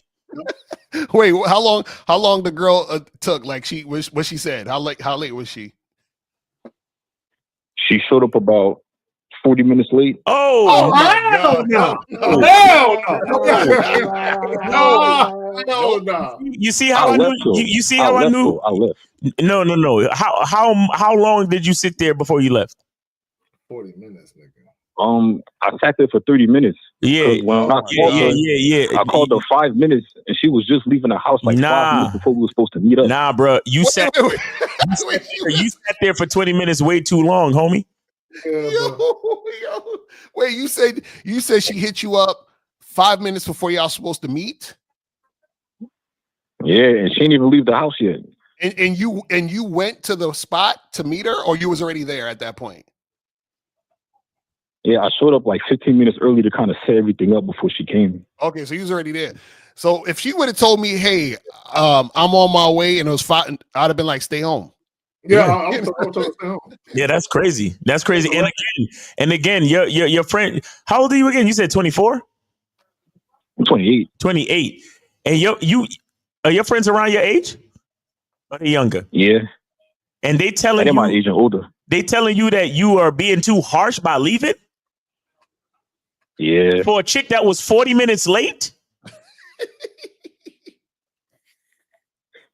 I don't know. Yo, you don't need friends like that, bro. Right. No, bro. And they probably told you pickup artists. That's why. Yeah, and they probably told you, but she showed up, dog. Yeah, I mean, I know it's 40 minutes late, bro.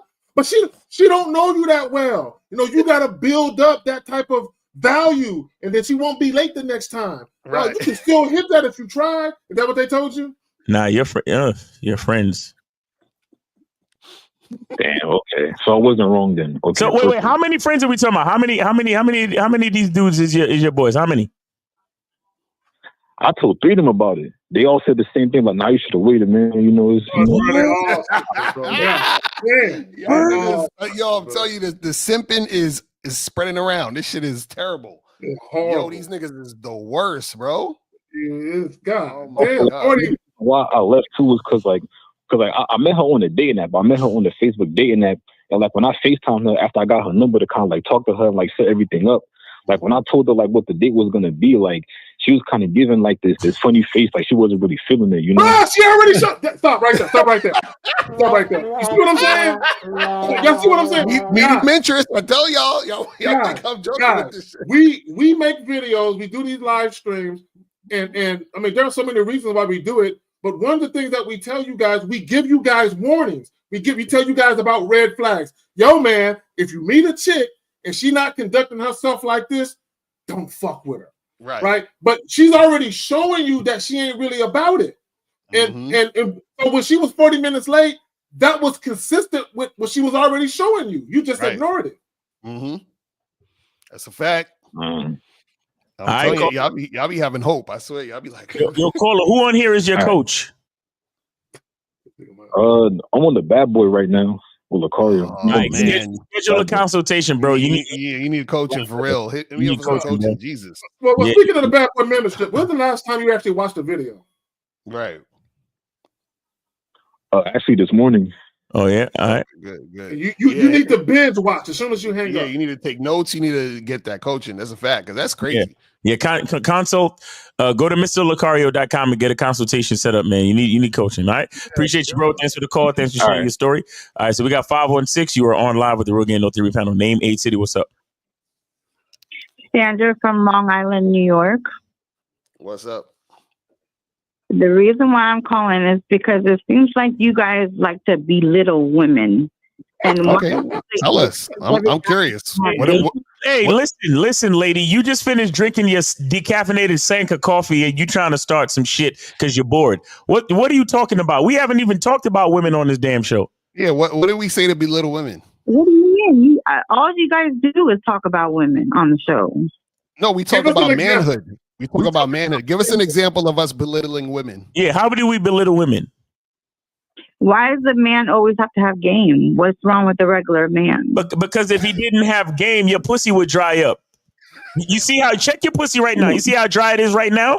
That's because it's not dry. I'll tell you that much. I'm sure it's dry. Wait a minute. Hold on. Let's explore this. So you said your pussy is wet right now? Wait. So it is wet right now. It is wet right now. It's because you like how K-Zaggin looking at A's hat. To cheat on women, and guys think it's okay for them to cheat. Wait. When do we say it's okay to cheat? We never said it's okay to cheat. We tell guys to be honest with their women. No. My man listens to you guys all the time. I'm not going to speak his name. Where's your man at? Where's your man at right now? He's at work. So why you gonna wait till he at work to call us? Sandra wanted a verbal gangbang. Is your man cheating? When I call, it shouldn't matter when I call. And how do you know your man is at work? How do you know your man is at work? He might be cheating on you right now. Okay, then he's cheating on me. Then I let him go. So then that means he's not listening to us because okay. Has your man ever cheated on you? Yes. Okay, that means he ain't listening to us. You don't listen. Because if he listened to us, what he would have told you was, he would have said, listen, I'm going to fuck other women, and you could either be here or not. That's what he would have told you. Exactly. Yeah, Sandra, because we teach men to tell you women, you're sharing my dick. Right. Yeah. Does that make sense? No, like he cheated on me in 2023. Okay. And then I gave him another chance. And then he did it again in 2024. And now, after being with him for 5 years, he wants to be in a polyamorous relationship. Oh my God! So why'd you give him another chance? Yeah, we're curious. Because I've been with him for 5 years, so I figured, hey. Wait. Sandra, that's your name, right? Sandra. Yes. Yeah. Why do you hate yourself?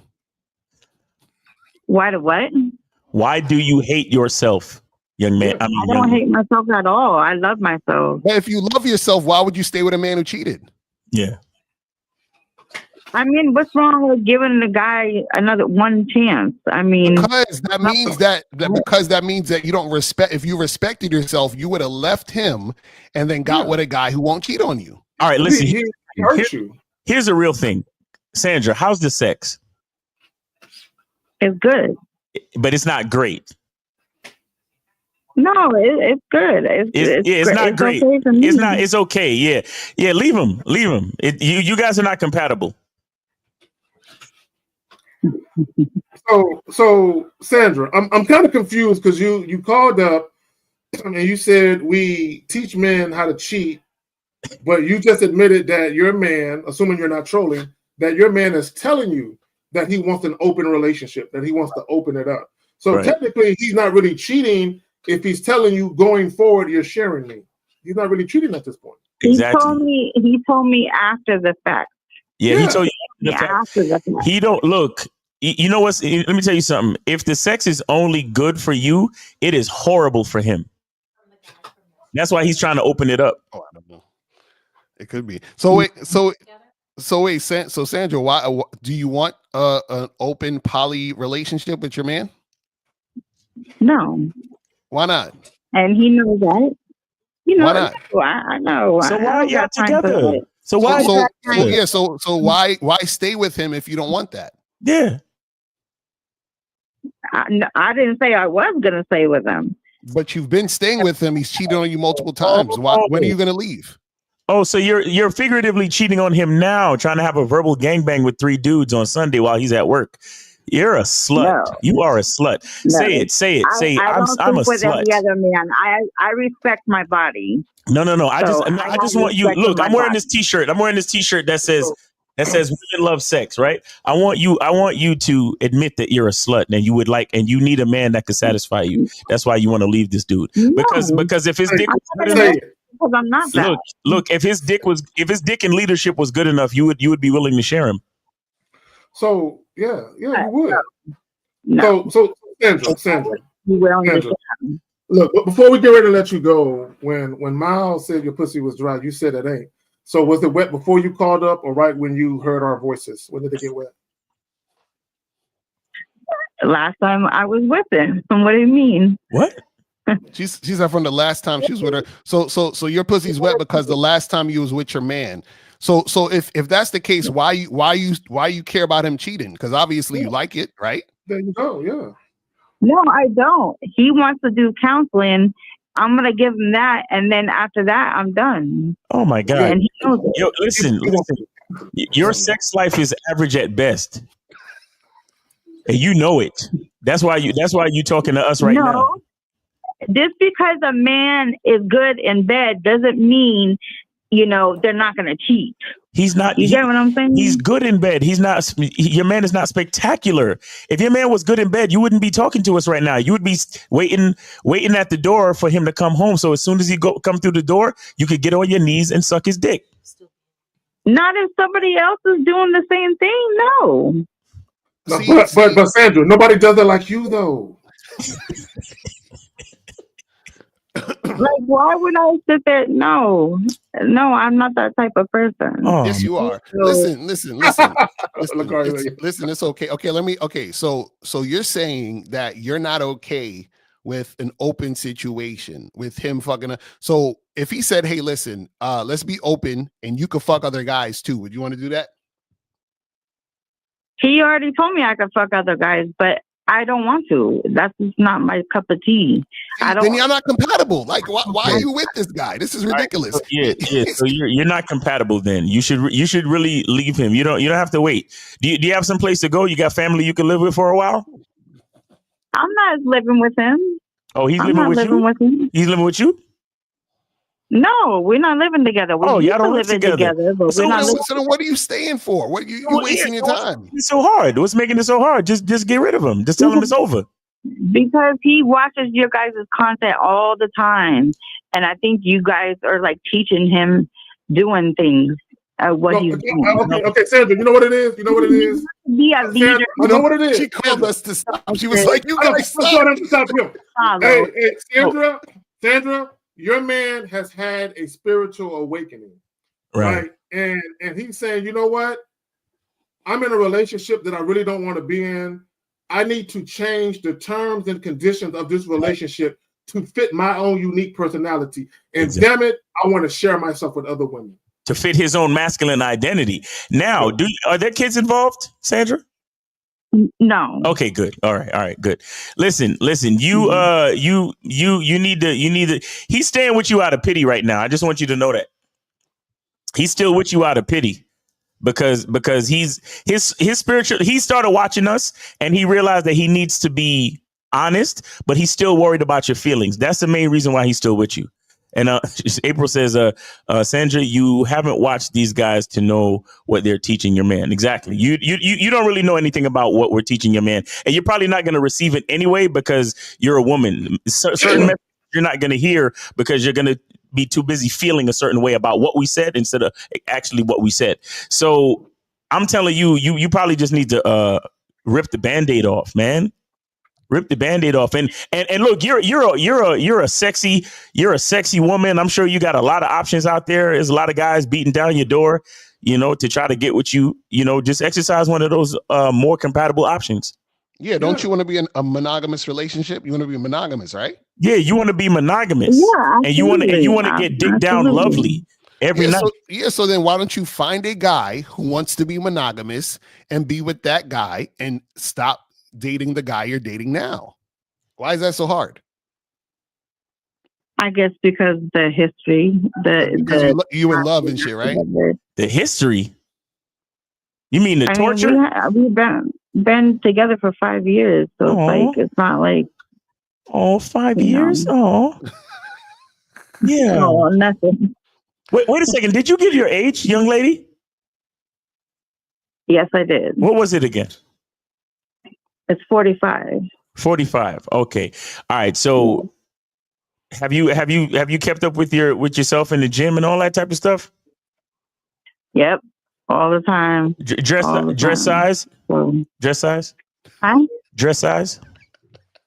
Yeah, I'm good. What is I'm your fit. dress size, Yeah. ma'am? What is your dress size, young lady? What is my dress size? Yeah, what is your dress size? No, I'm not gonna tell you my dress size. Okay, Sandra, how tall are you? How tall are you, Sandra? But the thing is, he No, thinks ma'am. How tall are you? How tall are you? Yeah, how tall are you? How tall are you? I'm 5 feet. You're 5 foot. Okay, and what was Yes. what did you weigh last time you weighed yourself? 150. 150. Okay. You got a little thickness to you there. Yeah. And have you been drinking? No, I don't. What's your Instagram handle? Yeah, what's your Instagram? Yeah, what's your Instagram? Tell us your Instagram. Why? So we can help you out. We can help you out. It's Sandra 1234. That sounds fake. Fake, Sandra. Sandra No, 1 2 it's 3 not 4. fake. So Sandra 1 2 3 4. Sandra 1 2 3 4. Hold on, I'm gonna look you up right now. Sandra 1 2 3 4. Is it the one with the heart and the kiss and the feet? I don't think so. Yeah, that's a horse. No, I don't think so. I see one with a black girl's face. Another one with yeah, that's it. That's all I see. Sandra Labardo? This nigga said the whole name. Man, you ain't got no Instagram. You probably don't even know how to use Instagram with your old ass. I have Instagram. I'm on my Instagram right now. So what's your Instagram? So tell us the name of the Instagram. Spell it out. It's SANDRAA_1298. Oh my God, that's a whole different thing. Come on, man. Come on, man. Right. Oh, wait, Mans Yes. in them? All right. Okay, hold on. Okay. Wait, let me make sure. I don't know who that is. Is that is the first picture you? Yes. From 1986? 86. 96. You don't even have no pictures of you on here. And that first picture is an old ass picture. No, it's not that long ago. Oh, yeah. Honestly. So the best picture to see how you look now is your profile. Look, I don't want to be harsh, but I see why you sticking with this dude. No, actually, I could get any guy I want, but I'm sticking with him because I love him. So What's love got to do with it? What is wrong with y'all women? Listen. You know, you guys are laughing and stuff like that, but here you sitting there acting like you guys are leaders and people, you know, the women have to bow down to you guys. It don't work like that. Well, listen, you are bowing down to him. You're bowing down to the cheating. I will never bow down to him. You have. He cheated on you multiple times and you're still there. What you think that is? No, I'm not basically with him right now. I'm giving him a chance about going to counseling. No. You think you got power? You ain't got no power. Sandra. Your man don't listen to us. That's a lie. Let me tell you how it works with men. Let me tell you how it works. Hold on. Sandra, let me tell you how it works. There's 3 types of men. There are men who are cheaters, there are men who don't cheat, and there are men who are going to tell you to your face you're sharing them. Okay? Your man is a guy who wish he could tell you to your face you're sharing him, right? So he cheated because that's what he would rather do. He wants variety, right? The counseling thing, your man isn't sick, right? He doesn't need therapy, right?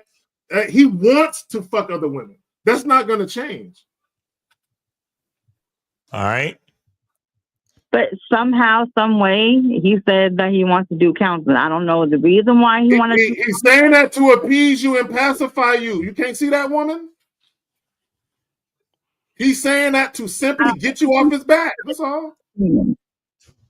Well, I just want to say this. You claim that you claim that the reason why you having issues in your relationship is because he listened to us. Listen, we would not have told him to go to counseling.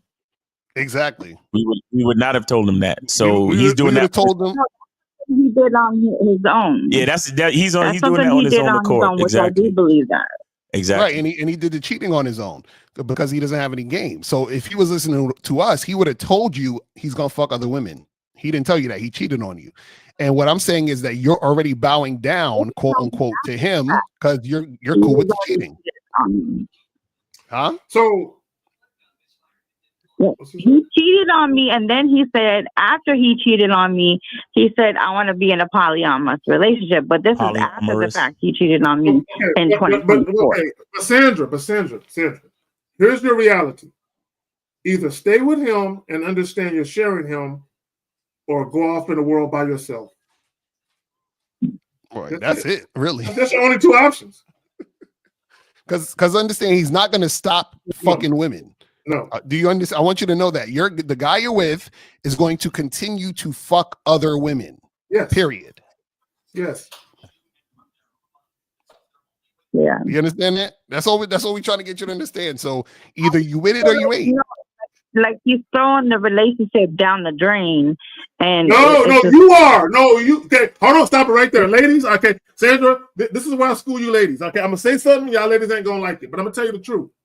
Ladies, if you're dealing with a man who you have to share and you don't want to be in a relationship with him because of that, you're throwing the relationship down the drain. He's not. He's saying, yo, we could be in a relationship. Just understand you're not the only one.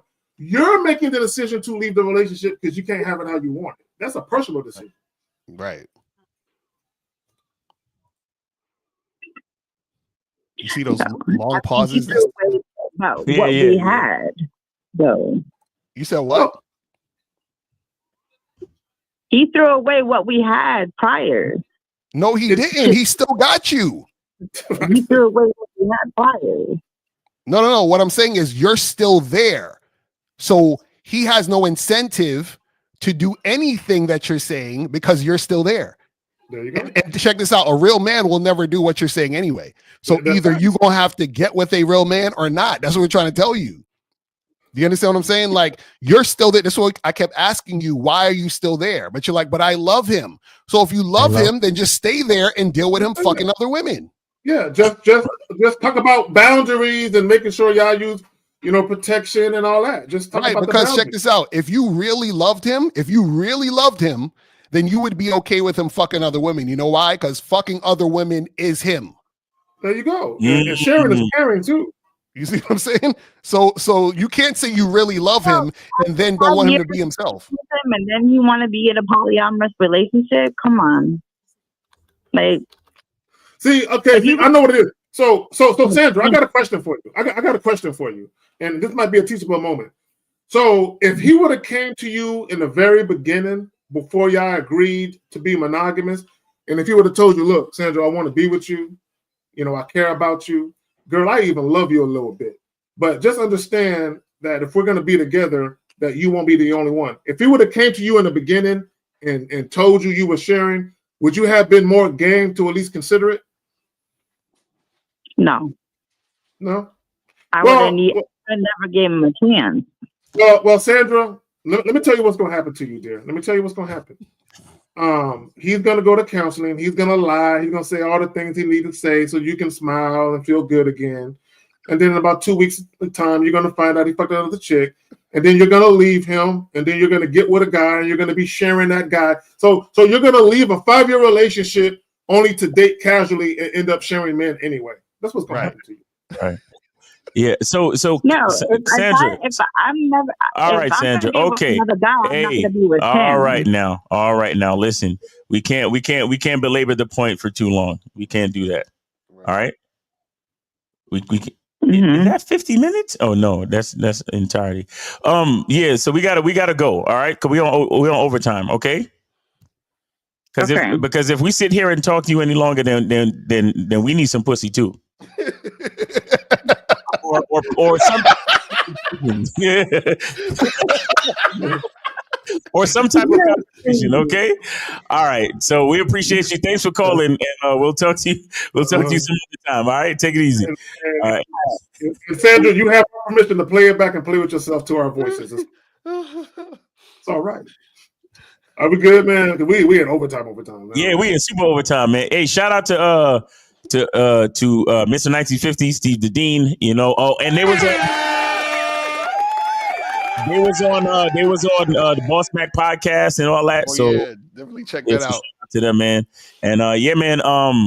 Guys, make sure you go to manhoodisaskillset.com. Check out K-Zag, man. He got the game for you. Return to Manhood on YouTube. And of course, go to masculineidentity.com. Get your soap. You know what I'm saying? Get your soap. And and go to Mr1950.com and get your silverback seduction key. You know what I mean? And then then make sure you go to Shop Lucario, shoplucario.com. Check out Mr. Lucario. Yeah. And then also go to MrLucario.com and also go to badboymembership.com and make sure you get and guys, please get with one of us for coaching, because as you can see, based on the calls, it's necessary out here. So we appreciate y'all, man. That has been Real Game No Theory. And God willing, next week we will be back with everybody on the panel. And we'll see y'all later, man. Take it easy. Peace. Peace. We out of here. Peace.